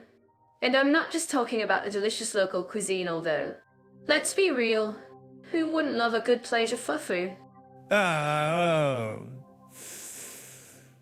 Yes, I've had my fair share of that, and I can attest to it. Unique texture. But seriously, Mira, Equatorial Guinea's hospitality is indeed one of its strongest assets. And it's not just limited to the locals. Even the expat community is known for its warmth and inclusiveness. Exactly. And I think that's because Equatorial Guinea is a country that values community and relationships. People prioritize building strong connections with one another. And that's something that I think we can all learn from. Plus, have you ever tried to navigate the local markets? It's like a big OL family reunion, with everyone hugging and laughing and, well, trying to sell you something. Oh, yes, the markets can be a real challenge. But they're also a great way to experience the local culture. And I think that's what's so great about Equatorial Guinea. It's a country that's still relatively off the beaten path, but it's got so much to offer. From the stunning natural beauty of the coastal regions to the vibrant culture of the cities. There's something for everyone. Absolutely. And I think that's one of the reasons why Guatemala is also such a great destination for foreigners. The country has a similar laid-back, welcoming vibe, and the locals are always eager to share their culture with visitors. Plus, have you ever tried the local coffee? It's like liquid gold. I swear. Ah, yes. The coffee in Guatemala is definitely one of its highlights. And I think that's because the country has such a strong tradition of coffee production. It's like a national pastime or something. But seriously, Mira, Guatemala is a country that's all about community and family. People prioritize their relationships with one another. And that's something that's really admirable. Exactly. And I think that's something that we can all learn from. I mean, let's be real. Folks in today's fast-paced, always connected world, it's easy to get caught up in our own little bubbles and forget about the people around us. But in countries like Equatorial Guinea and Guatemala, it's all about building strong connections with one another and prioritizing relationships. Ah, yes. And I think that's one of the reasons why these countries are so great for expats. It's not just about finding a place to live and work, it's about becoming a part of a community and building strong relationships with the people around you. And that's something that's really special, I think. So, if you are moving to Equatorial Guinea or Guatemala, I say go for it. Both countries offer a unique and welcoming experience that's sure to leave you feeling at home. And who knows, you might even learn a thing or two about the importance of community and relationships along the way. Ah, yes. And don't forget to try the local cuisine. It's definitely an experience you won't want to miss. And if you have any tips or advice for our listeners, feel free to share them in the comments below. We love to hear from you. I'm to dive into the world of internet infrastructure and digital facilities in our two countries, Equatorial Guinea and Guatemala. I'm certain that our listeners living in these countries would agree with me that having reliable and fast internet is a game changer for modern living. Absolutely. Mira, and speaking of game changers, Equatorial Guinea has made significant strides in expanding its internet coverage in recent years. In fact, the country now has over 30% of its population online, which is a remarkable achievement considering its relatively small size. Wow, that's impressive. And I'm curious. Leo, how do you think the government's efforts to increase internet accessibility have impacted the daily lives of citizens in Equatorial Guinea? Well, for one, it's enabled more people to access information and education online. which is a huge step forward for a country that was previously plagued by limited access to basic services. Plus, with the rise of e-commerce, many locals are now able to shop and sell goods online, which is a great way to boost the economy. That's fantastic. And what about Guatemala? Leo, how does its internet infrastructure compare to Equatorial Guinea's? Guatemala has its own unique challenges when it comes to internet access. While the country has made progress in expanding its network, many rural areas still lack reliable internet connectivity. However, the government has implemented initiatives to improve internet access in these areas, including the launch of a new fiber optic network. I see. So it's a bit of a mixed bag in Guatemala. But what about the digital nomad scene in both countries? I'm curious to know how they're faring. Well, Mira, I think it's safe to say that Equatorial Guinea is not exactly a hotspot for digital nomads. However, Guatemala has a thriving expat community, and many digital nomads have made the country their home. In fact, the city of Antigua has become a popular destination for remote workers, with many co-working spaces and cafes offering high-speed internet. That's great to hear. Leo, and I'm sure our listeners would love to know more about the digital nomad experience in Guatemala. So what's the best advice you can give to someone looking to move to Guatemala as a digital nomad? Well, I'd say that it's essential to research the different areas of the country and find a community that suits your needs. Antigua is a great place to start, but there are also many other towns and cities that offer a more relaxed pace of life. And of course, learning some Spanish is a must. Absolutely. Leo, and I'm sure our listeners would agree that learning a new language is always a challenge. But what about the cost of living in both countries? How does it compare? That's a great question.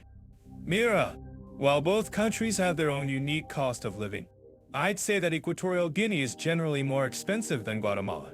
However, Guatemala has a lower cost of living overall, making it an attractive option for digital nomads and expats.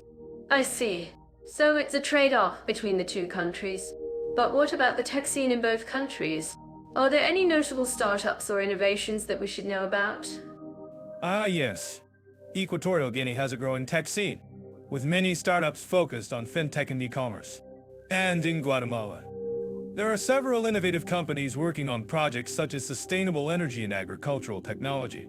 Wow, that's exciting to hear.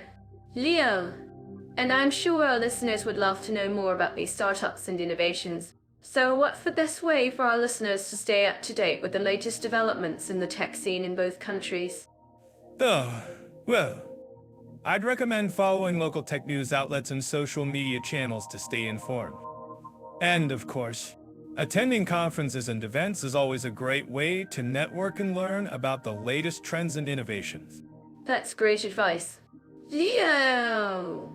And finally, I'd like to ask our listeners to share their own experiences and insights about the internet infrastructure and digital facilities in both countries. Have you had any notable experiences or challenges with internet access in Equatorial Guinea or Guatemala?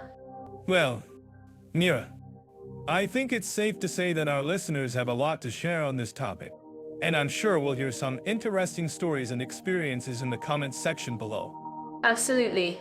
Leo, and thank you to all our listeners for joining us on this episode.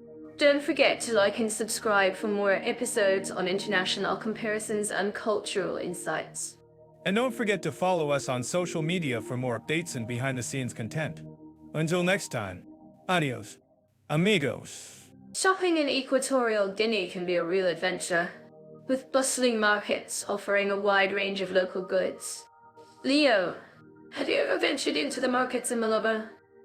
Mira, you know me. Always on the lookout for a good bargain. And I must say, the markets in Malabo are a treasure trove of unique finds. But I have to warn you, some of the prices can be steep. Huh? Well, I think that's what makes shopping in Equatorial Guinea so exciting. You never know what hidden gem you'll discover. And speaking of gems, have you tried any of the local handicrafts? Yes. The handicrafts are indeed a highlight. But I must say, I'm a bit of a skeptic when it comes to the quality of some of the products. I mean, I've seen some of the same items being sold in other countries for a fraction of the price. I see what you mean, Leo. But I think that's also part of the charm of shopping in Equatorial Guinea. You're not just buying a product. You're supporting local artisans and communities. And let's be real, sometimes you get what you pay for. Well, I suppose that's true. But I still think it's worth exploring other options. I mean, have you heard about the shopping malls in Malabo? They're relatively new and offer a more modern shopping experience. Oh, yes. I've heard about the malls. And I must say, they're definitely worth checking out. But I think it's also important to experience the local markets and try to haggle a bit. It's all part of the fun, right? Oh, Mira, you're such a thrill seeker. But I think you're right. Haggling is definitely part of the experience. And who knows, you might even get a better deal. Exactly. And I'm sure our listeners living in Equatorial Guinea would agree with me. Haggling is just part of the culture. But let's move on to Guatemala. What are your thoughts on shopping in Antigua? Antigua is a shopper's paradise. The colonial architecture, the cobblestone streets, it's all so charming. And the shopping options are endless. From local markets to high-end boutiques, you can find everything. That's so true. And I think one of the things that sets Guatemala apart is the quality of the handicrafts. I mean, the textiles, the pottery, the wood carvings. It's all just so exquisite. Absolutely. And the prices are relatively reasonable compared to some of the other countries in Central America. I mean, you can find some amazing deals on local handicrafts. Exactly. And I think that's one of the things that makes shopping in Guatemala so beating. You can find high-quality products at affordable prices. But what about the malls in Guatemala City? Have you had a chance to check them out? Yes. The malls in Guatemala City are definitely worth visiting. They offer a more modern shopping experience with a wide range of international brands and local boutiques. That's so true. I think it's also worth noting that the malls in Guatemala City are relatively affordable compared to some of the other countries in Central America. Exactly. And I think that's one of the things that sets Guatemala apart. The country has a great balance of traditional and modern shopping options. I couldn't agree more, Leo. And I think that's one of the things that makes shopping in Guatemala so enjoyable. You can find something for every budget and style. Well, I think that's all for now. Mira, but I'm curious to hear from our listeners. What are your thoughts on shopping in Equatorial Guinea and Guatemala? Do you have any favorite shopping destinations or tips? Great question, Leo. And I think our listeners would love to hear from you. Please, share your thoughts and experiences in the comments below. And don't forget to subscribe to our channel for more travel and shopping tips. Equatorial Guinea, a country in Central Africa, is known for its vibrant cultural events, festivals, and concert opportunities. Let's dive into the world of Makassa music and traditional dances like the Ikoche. I'm sure our listeners living in this country would agree with me that music and dance are essential parts of the Guinean identity. That's right, Mira. And what's fascinating is how these cultural events bring people together, creating a sense of community and shared experience. I've heard that the Fiesta de la Vendimia, a grape harvest festival, is a major event in Equatorial Guinea. Have you ever been to a grape harvest festival, Mira? Well, Leo, I think I can relate to the idea of a grape harvest festival, but I've never actually been to one. However, I did research that the Fiesta de la Vendimia is a celebration of the country's wine production and features music, dance, and traditional foods. It sounds like a lot of fun. It definitely does. And speaking of fun, I've heard that the Makassa music scene in Equatorial Guinea is incredibly vibrant. There are even concerts and festivals dedicated to this genre of music. I'm curious. Mira, have you ever listened to Makassa music before? Actually, Leo, I have. I was researching Equatorial Guinean culture, and I stumbled upon some Makassa music. It's quite catchy, and I can see why it's popular in the country. By the way, I'm sure our listeners would love to know more about the traditional dances in Equatorial Guinea. For more, check out Jetoff, AI, where you can find detailed information on the Eco, Chai, and other traditional dances. That's a great resource. Mira, and speaking of resources, I've heard that the city of Bata in Equatorial Guinea is a hub for cultural events and festivals. Have you ever been to Bata? Mira? No, Leo. Leo, I haven't been to Bata, but I've read that it's a vibrant city with a rich cultural scene. I'm sure it would be an amazing experience to attend one of the many festivals and concerts that take place there.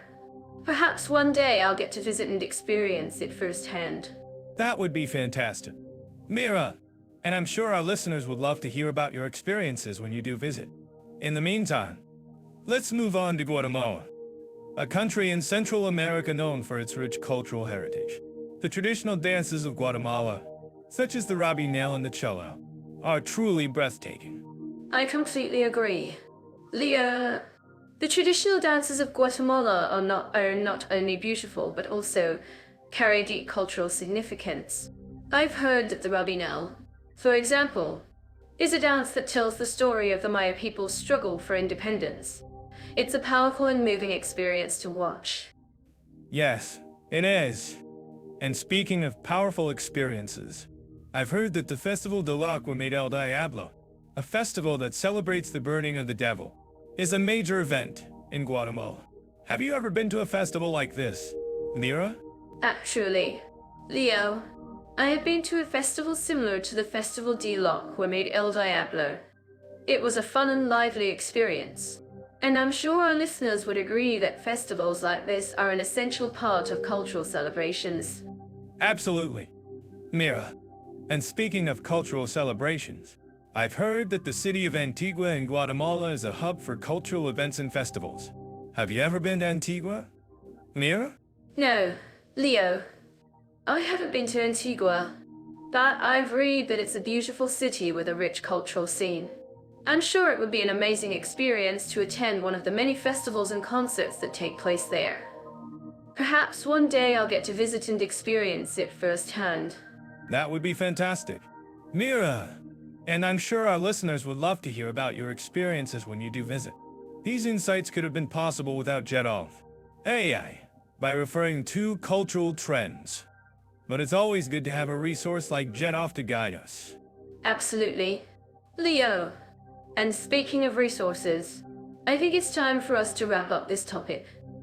I'm sure our listeners would love to know more about the cultural events and festivals in Equatorial Guinea and Guatemala. For more information, please check out Jetov AI. So, let's talk about the opportunities of learning the local language in Equatorial Guinea and Guatemala. I'm curious. Leo, have you ever tried to learn a new language in a foreign country? Yes, I have. In fact, I once tried to learn some Spanish in a small town in Spain, but it was more like a crash course in chaos. The locals were very patient with me, but I think I ended up confusing them more than helping them understand me. Oh, that's hilarious. I'm sure they appreciated your enthusiasm. Though, now, let's talk about Equatorial Guinea. I've heard that the official language is Spanish, but many people also speak Portuguese and French. That's right. Equatorial Guinea has a rich cultural heritage, and its languages reflect that. But I've also heard that the language barrier can be a challenge for foreigners, especially if they don't speak Spanish fluently. Absolutely. But I think that's where language schools come in. In Equatorial Guinea, there are many language schools that offer courses in Spanish, as well as other languages like French and Portuguese. That's great to hear. And I'm sure the cultural immersion programs in Equatorial Guinea are also very helpful for language learners. I mean, What's better than immersing yourself in the local culture and language? Exactly. And speaking of cultural immersion, I've heard that Guatemala has a thriving expat community, with many language schools and cultural programs available for foreigners. Ah, yes. Guatemala is definitely a popular destination for language learners and expats. And I've heard that the Guatemalan language, known as KICE, is a beautiful, uncomplex language. Beautiful, indeed. And I'm sure it's not easy to learn. But with the right resources and support, it's definitely possible. I'm curious. Leo, have you ever tried to learn a new language that's very different from your native language? Well, actually, I tried to learn some KIC once, but it was a bit of a challenge. The grammar and syntax are very different from Spanish, and I found it hard to get the hang of it. Ah, I can imagine. But I'm sure it was worth the effort. And speaking of effort, I think it's great that both Equatorial Guinea and Guatemala have made an effort to promote language learning and cultural exchange. Absolutely. And I'm sure our listeners would agree that language learning is a great way to connect with a new culture and community. I'm certain that our listeners living in Equatorial Guinea would agree with me that the local language is a beautiful and complex language, but also very challenging to learn. And I'm sure our listeners living in Guatemala would agree that the Guatemalan language is a beautiful and complex language, but also very challenging to learn. Well, maybe we should just agree to disagree. Leo, but seriously, I think it's great that both countries have made an effort to promote language learning and cultural exchange. Absolutely. And I think our listeners would agree that language learning is a great way to connect with a new culture and community. I'm curious. Leo, have you ever tried to learn a new language using technology? Like language learning apps or online courses? Ah, yes. I've tried a few language learning apps, but I have to say that I prefer the old-fashioned method of speaking with a native speaker and immersing myself in the local culture. I see.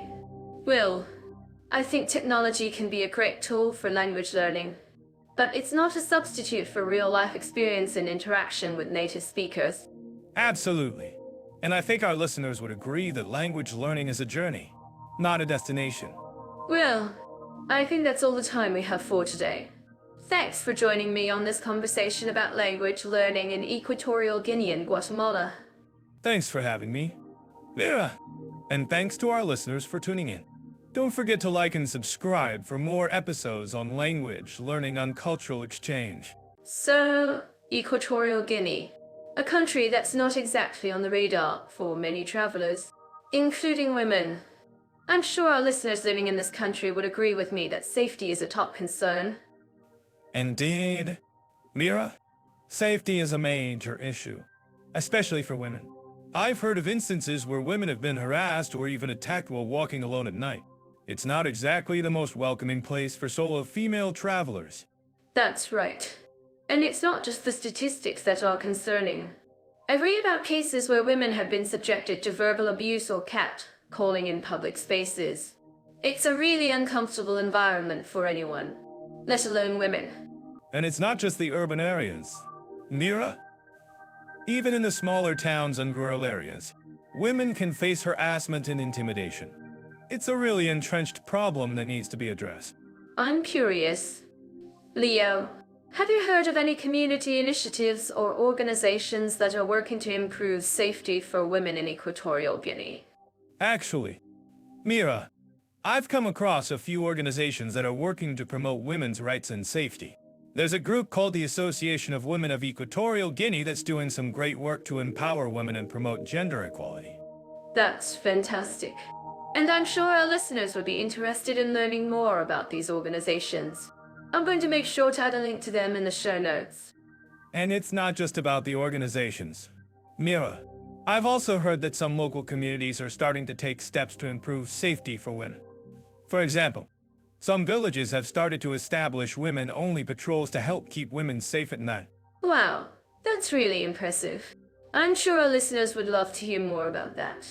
And speaking of safety, let's talk about Guatemala. I've heard that it's a much more welcoming place for women travelers. Ah, yes. Guatemala is definitely a more tourist-friendly country, and women feel much safer there. But, as we all know, safety is not just about the numbers. It's about the cultural attitudes and experiences. Exactly. And I've heard that Guatemala has a strong tradition of respecting women's rights and safety. In fact, I've read about some amazing initiatives that are promoting women's empowerment and safety in the country. That's right. One of the initiatives I've come across is the Guatemalan Women's Network that's working to promote women's rights and safety through education and community outreach. That's fantastic. And sure our listeners would love to learn more about that. I'm going to make sure to add a link to them in the show notes. And it's not just about the organizations. Mira, I've also heard that some local communities in Guatemala are taking steps to improve safety for women. For example, some towns have started to establish women-only cafes and community centers where women can feel safe and supported. Wow, that's really amazing. I'm sure our listeners would love to hear more about that.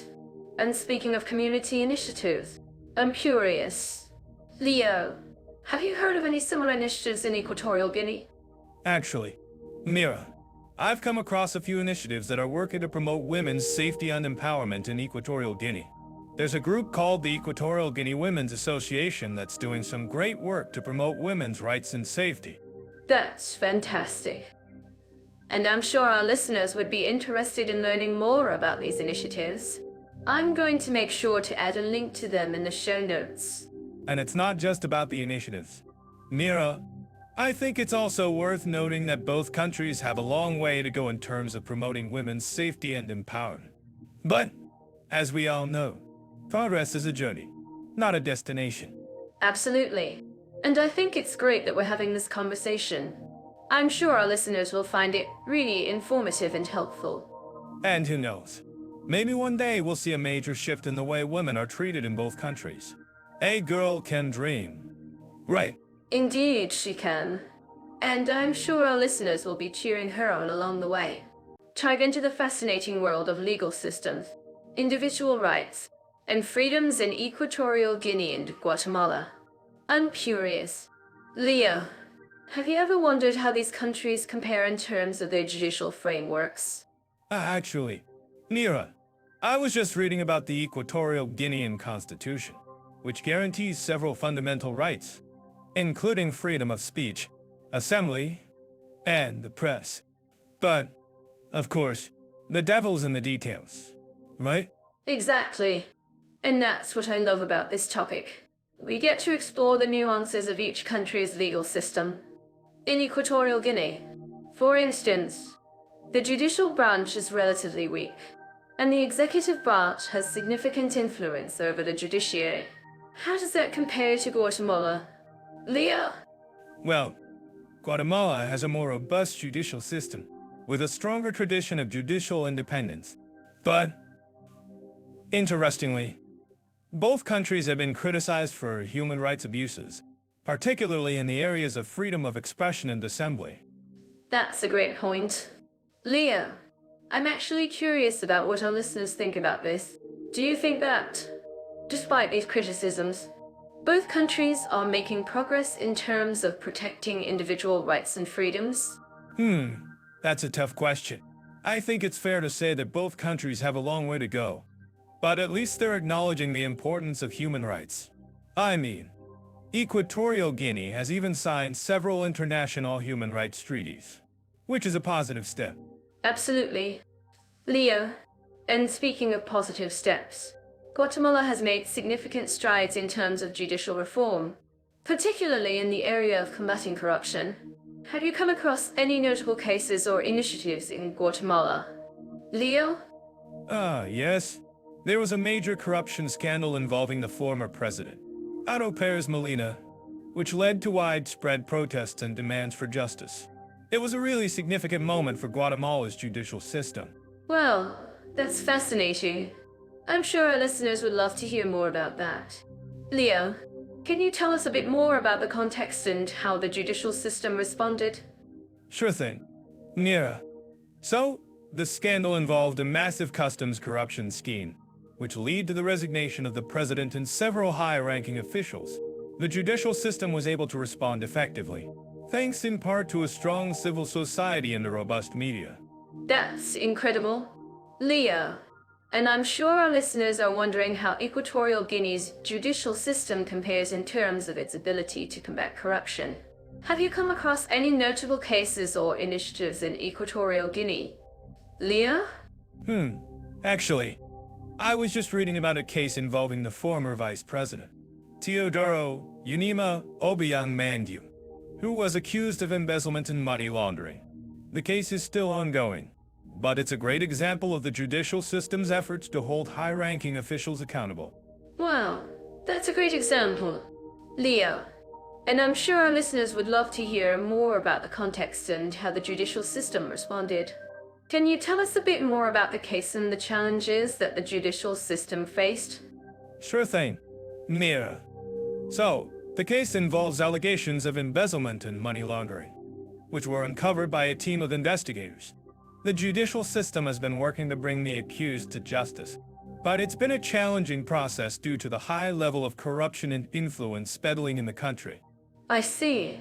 Well, it's clear that both countries have a long way to go in terms of protecting individual rights and freedoms.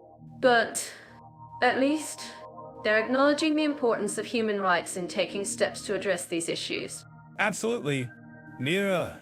And I think it's worth noting that both countries have made significant progress in recent years, particularly in terms of judicial reform and combating corruption. That's a great point. Leo, and I'm sure our listeners would agree that progress is always a positive step forward. But what do you think is the most significant challenge facing both countries in terms of protecting individual rights and freedoms? That's a tough question. I think one of the biggest challenges is the lack of transparency and accountability in both countries. Corruption and influence peddling are major obstacles to the protection of individual rights and freedoms. I see. Well, it's clear that both countries have a long way to go in terms of addressing these challenges. But, at least, they're acknowledging the importance of human rights and taking steps to address these issues. And, as we always say, progress is progress, right? Absolutely. Mira, and I think it's worth noting that our listeners can play a significant role in promoting human rights and accountability in both countries. By staying informed and engaging with the local community, we can all make a difference. That's a great point. And I'm sure our listeners would agree that every little bit counts. So, let's keep the conversation going and hear from you in the comments. What do you think about the legal systems and individual rights in Equatorial Guinea and Guatemala? So, when it comes to spa, healthy living, and relaxation opportunities, Equatorial Guinea and Guatemala have some unique offerings. In Equatorial Guinea, you can find traditional healing practices like the use of medicinal plants and herbal remedies. That's fascinating. I've heard that the Bantu people in Equatorial Guinea have a rich tradition of using natural remedies to treat various ailments. It's like a holistic approach to healthcare. Exactly. And in Guatemala, you have the famous hot springs of San Marcos La Laguna. It's a great place to relax and rejuvenate, especially after a long day of exploring the ancient Mayan ruins. Ah, yes. I've heard that the hot springs in Guatemala are some of the most beautiful and serene in the world. It's like a mini vacation from the hustle and bustle of daily life. And let's not forget all my on-spot treatments, like the TMA's Ecal ceremony. It's a ritual that promotes spiritual and physical cleansing. That sounds amazing. I've always been interested in traditional spa treatments that combine physical and spiritual aspects. The TMA's Ecal ceremony is like a holistic experience for the body and soul. I'm actually curious about what our listeners think about this. Have you ever tried a traditional spa treatment that combines physical and spiritual aspects? Share your experiences in the comments below. I think it's great that both Equatorial Guinea and Guatemala offer unique spa and wellness experiences that cater to different tastes and preferences. It's like a spa lover's paradise. Absolutely. And let's not forget about the cultural significance of spa and wellness practices in these countries. In Equatorial Guinea, for example, traditional healing practices are often passed down from generation to generation. That's so true. In Guatemala, too, traditional spot treatments are often rooted in my own culture and spirituality. It's like a connection to the past and a way to honor one's heritage. I'm certain that our listeners living in these countries would agree with me that spa and wellness practices are an integral part of their culture and daily life. That's a great point, Vera.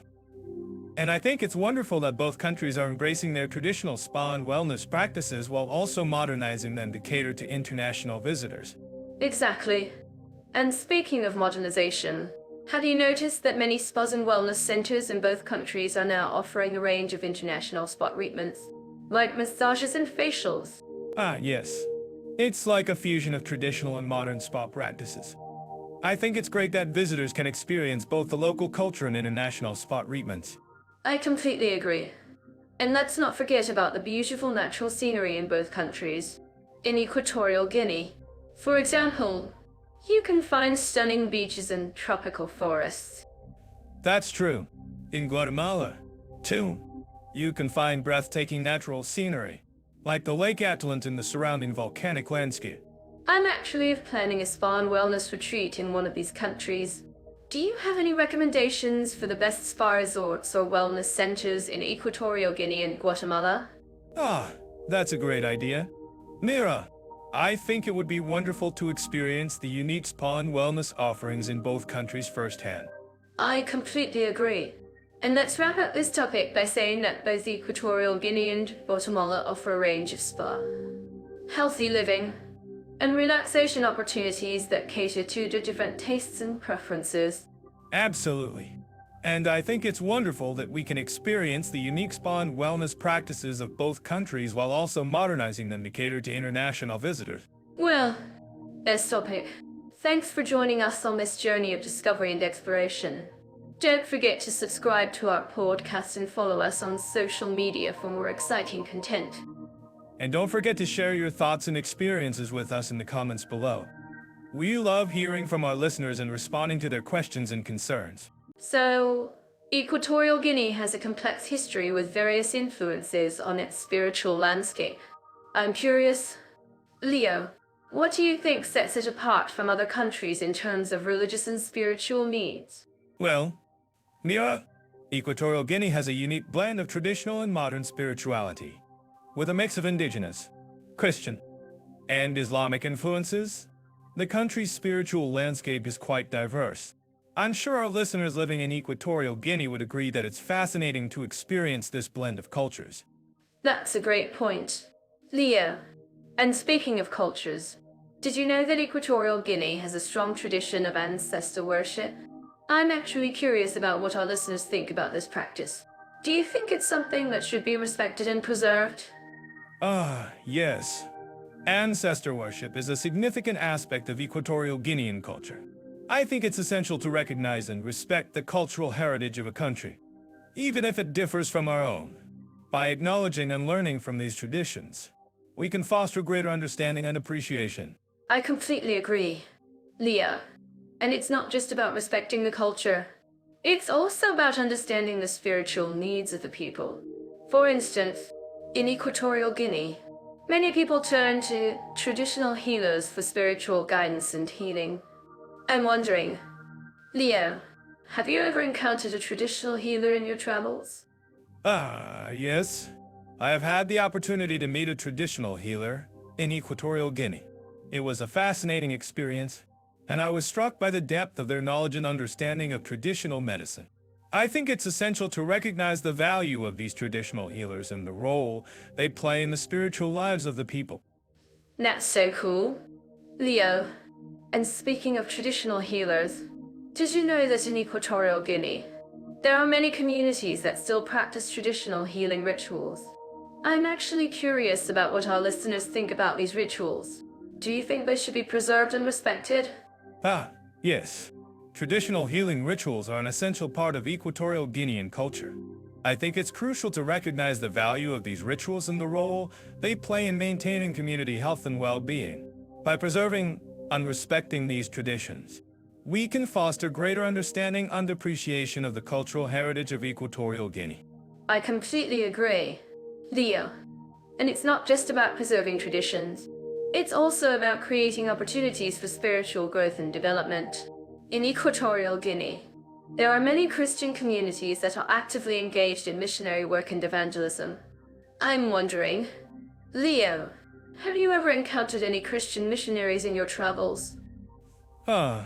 Yes. I have had the opportunity to meet Christian missionaries in Equatorial Guinea. It was a fascinating experience, and I was struck by their dedication and commitment to spreading the message of Christianity. I think it's essential to recognize the value of these missionaries and the role they play in promoting spiritual growth and development. That's so interesting. Leo, and speaking of spiritual growth, did you know that in Equatorial Guinea, there are many communities that are actively engaged in interfaith dialogue and cooperation? I'm actually curious about what our listeners think about this practice. Do you think it's something that should be encouraged and promoted? Yes. Interfaith dialogue and cooperation are essential for fostering greater understanding and respect between different faith communities. I think it's crucial to recognize the value of these initiatives and the role they play in promoting spiritual growth and development. I completely agree, Leo. And it's not just about promoting interfaith dialogue. It's also about creating opportunities for spiritual exploration and discovery. In Equatorial Guinea, there are many communities that are actively engaged in spiritual practices such as meditation and yoga. I'm wondering, Leo, have you ever tried meditation or yoga in your travels? Yes. I have had the opportunity to try meditation and yoga in Equatorial Guinea. It was a fascinating experience, and I was struck by the sense of calm and relaxation that it brought. I think it's essential to recognize the value of these practices and the role they play in promoting spiritual growth and development. That's so cool. Leo, and speaking of spiritual growth, did you know that in Equatorial Guinea, there are many communities that are actively engaged in community service and volunteer work? I'm actually curious about what our listeners think about this practice. Do you think it's something that should be encouraged and promoted? Yes. Community service and volunteer work are essential for fostering greater social responsibility and compassion. I think it's crucial to recognize the value of these initiatives and the role they play in promoting spiritual growth and development. I completely agree, Leo. And it's not just about promoting community service. It's also about creating opportunities for spiritual exploration and discovery. In Equatorial Guinea, there are many communities that are actively engaged in spiritual practices such as pilgrimage and retreats. I'm wondering, Leo, have you ever been on a pilgrimage or retreat in your travels? Yes. I have had the opportunity to go on a pilgrimage in Equatorial Guinea. It was a powerful experience, and I was struck by the sense of connection and community that it brought. I think it's essential to recognize the value of these practices and the role they play in promoting spiritual growth and development. That's so beautiful.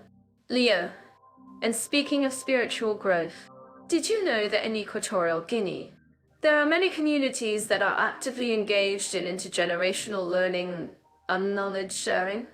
I'm actually curious about what our listeners think about this practice. Do you think it's something that should be encouraged and promoted? Yes. Intergenerational learning and knowledge sharing are essential for fostering greater understanding and respect between different generations. I think it's crucial to recognize the value of these initiatives and the role they play in promoting spiritual growth and development. I completely agree, Leo. And it's not just about promoting intergenerational learning. It's also about creating opportunities for spiritual exploration and discovery. In Equatorial Guinea, there are many communities that are actively engaged in spiritual practices such as divination and astrology. I'm wondering, Leo, have you ever tried divination or astrology in your travels? Yes. I have had the opportunity to try divination and astrology in Equatorial Guinea. It was a fascinating experience, and I was struck by the sense of mystery and wonder that it brought. I think it's essential to recognize the value of these practices and the role they play in promoting spiritual growth and development. That's so cool, Leo. And speaking of spiritual growth, did you know that in Equatorial Guinea, there are many communities that are actively engaged in ecumenical dialogue and cooperation? I'm actually curious about what our listeners think about this practice. Do you think it's something that should be encouraged and promoted? Ah, yes. Ecumenical dialogue and cooperation are essential for fostering greater understanding and respect between different faith communities. I think it's crucial to recognize the value of these initiatives and the role they play in promoting spiritual growth.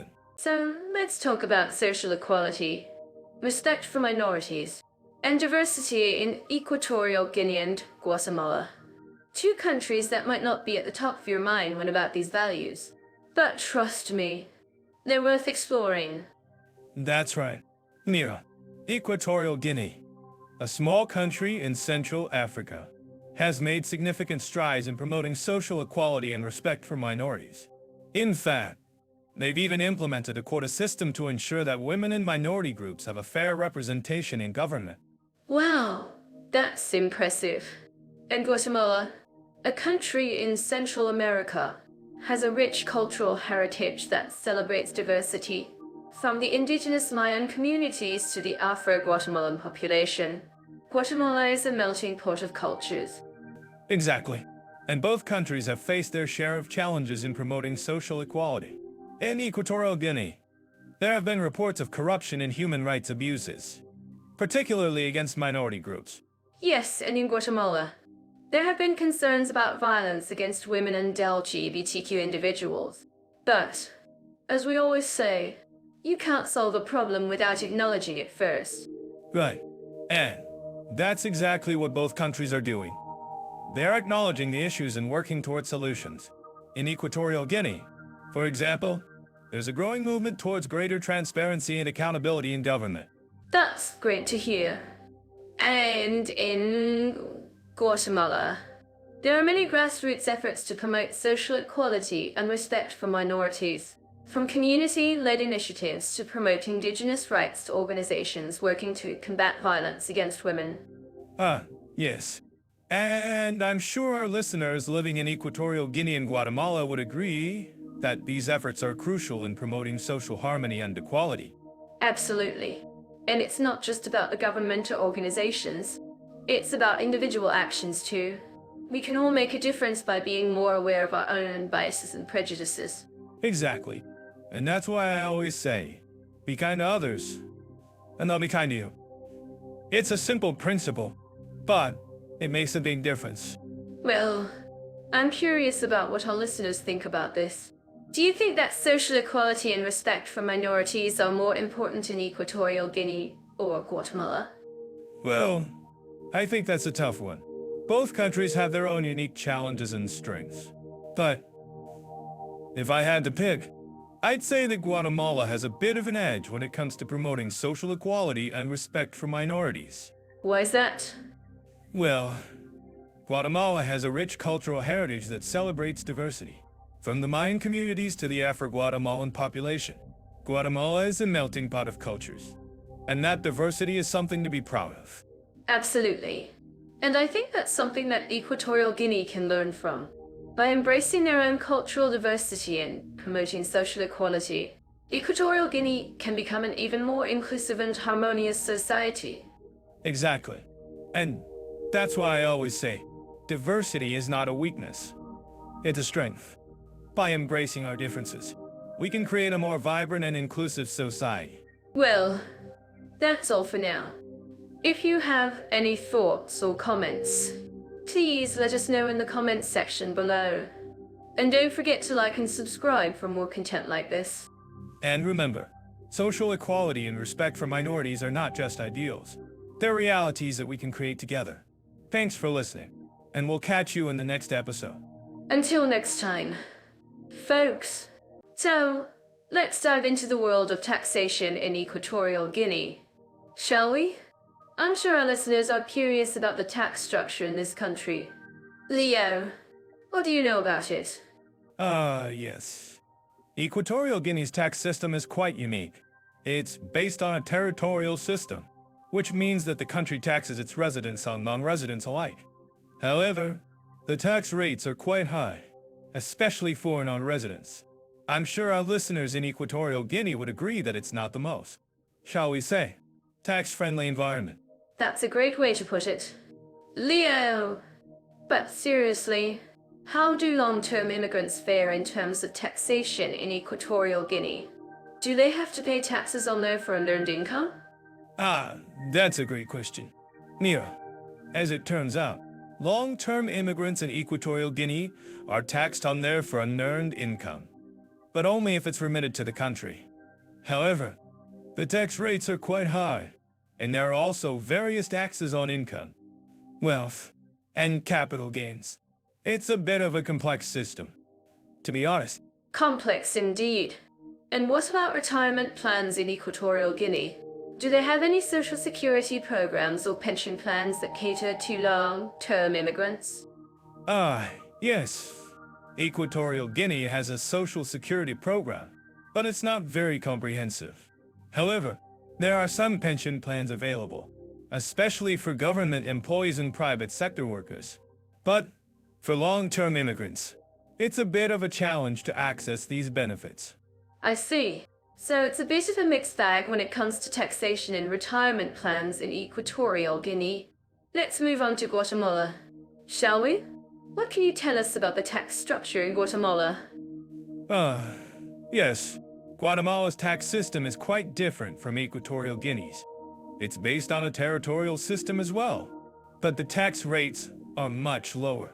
In fact, Guatemala has a flat tax rate of 10% on income, which is quite competitive. Well, that sounds much more tax-friendly than Equatorial Guinea. And what about social security programs in Guatemala? Do they have any pension plans or social safety nets for long-term immigrants? Ah, yes. Guatemala has a social security program that's quite comprehensive. In fact, it's one of the most developed social security systems in Central America. Long-term immigrants can access these benefits, especially if they've made significant contributions to the system. That's great to hear. Leo, it sounds like Guatemala is much more welcoming to long-term immigrants in terms of taxation and social security. But what about the tax implications for non-residents in Guatemala? Do they have to pay taxes on their foreign earned income? Ah, yes.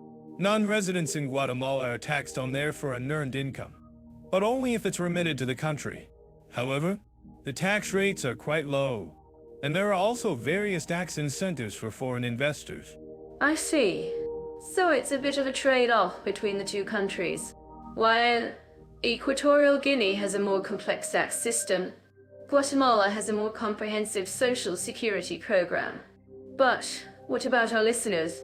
Do you think they would prefer to live in a country with a more tax-friendly environment, or one with a more comprehensive social security program? Well, that's a tough question, Mira. But seriously, I think it's a personal preference. Some people might prioritize a lower tax rate, while others might prefer a more comprehensive social security program. It's all about individual priorities, don't you think? Absolutely. Leo, and speaking of individual priorities, I'm curious to know what our listeners think about this topic. Do you have any thoughts on taxation and social security in Equatorial Guinea and Guatemala? Let us know in the comments. Well, I think we've covered a lot of ground today, Mira. But before we wrap up, I just want to say that it's always important to do your research and understand the tax implications of living in a foreign country. It's not always easy, but it's worth it in the end. Well said, Leo. And that's all for today's episode. Thanks for joining us on this journey through taxation and social security in Equatorial Guinea and Guatemala. Don't forget to like and subscribe for more episodes like this one. Welcome back to our comparison podcast, where we dive into the fascinating world of two countries, exploring their unique characteristics, and sharing our discoveries with you. We're talking about Equatorial Guinea and Guatemala, and how they meet specific interests. I'm Mira, and I'm to share our findings with you. That's right, Mira. And I'm Leo, your trusty sidekick for this adventure. We're going to take a closer look at how these two countries foster diverse interests and provide opportunities for enthusiasts to come together. So, let's start with Equatorial Guinea. Have you ever heard of the country's passion for surfing? Yes, you read that right, surfing. They have some amazing beaches with perfect waves, making it a paradise for surfers. That's amazing. I didn't know that about Equatorial Guinea. But I have to say, I'm more of a city boy. So surfing isn't really my thing. However, I do appreciate the country's efforts to promote ecotourism and conservation. Exactly. And speaking of ecotourism, Equatorial Guinea is home to some incredible national parks, like the Monte Pico National Park, which is a UNESCO World Heritage Site. It's a haven for nature lovers and adventure seekers. Wow, that sounds incredible. I'm actually curious about what our listeners think about this. Do you guys think national parks like Monte Pico are essential for preserving our planet's biodiversity? Great question, Leo. And I'm sure our listeners will have some fascinating insights to share. Moving on, let's talk about Guatemala. Have you ever tried traditional Mayan chocolate making? Now, that's something I can get behind. Chocolate making, yes, please. But, I have to say, I'm more of a coffee connoisseur myself. Guatemala is famous for its coffee, right? That's right. Leo, coffee is a staple in Guatemala, and you can find some amazing coffee plantations throughout the country. But let's get back to the chocolate making it's an art form. Really? Oh, I'm sure it is. Mira, but seriously, I've heard that Guatemalan chocolate is some of the best in the world. Have you tried it? Well, I have had my fair share of Guatemalan chocolate, and it's absolutely delicious. But I think what's more impressive is the country's commitment to preserving its Mayan heritage and cultural traditions. Absolutely. And I think that's something that both Equatorial Guinea and Guatemala have in common, a rich cultural heritage that's worth preserving and celebrating. That's right. Leo! And I think our listeners would agree that cultural exchange and preservation are essential for building bridges between communities. Well said. Mira, and I think we've just scratched the surface of what these two countries have to offer. If you're interested in learning more about Equatorial Guinea and Guatemala, be sure to check out our show notes and resources section. And don't forget to follow us on social media for more updates and behind-the-scenes peeks into our research process. We'd love to hear from you and answer any questions you may have. That's all for today. Folks, thanks for joining us on this journey through Equatorial Guinea and Guatemala. Until next time, take care, and we'll catch you in the next one. Warmest wishes from us to you.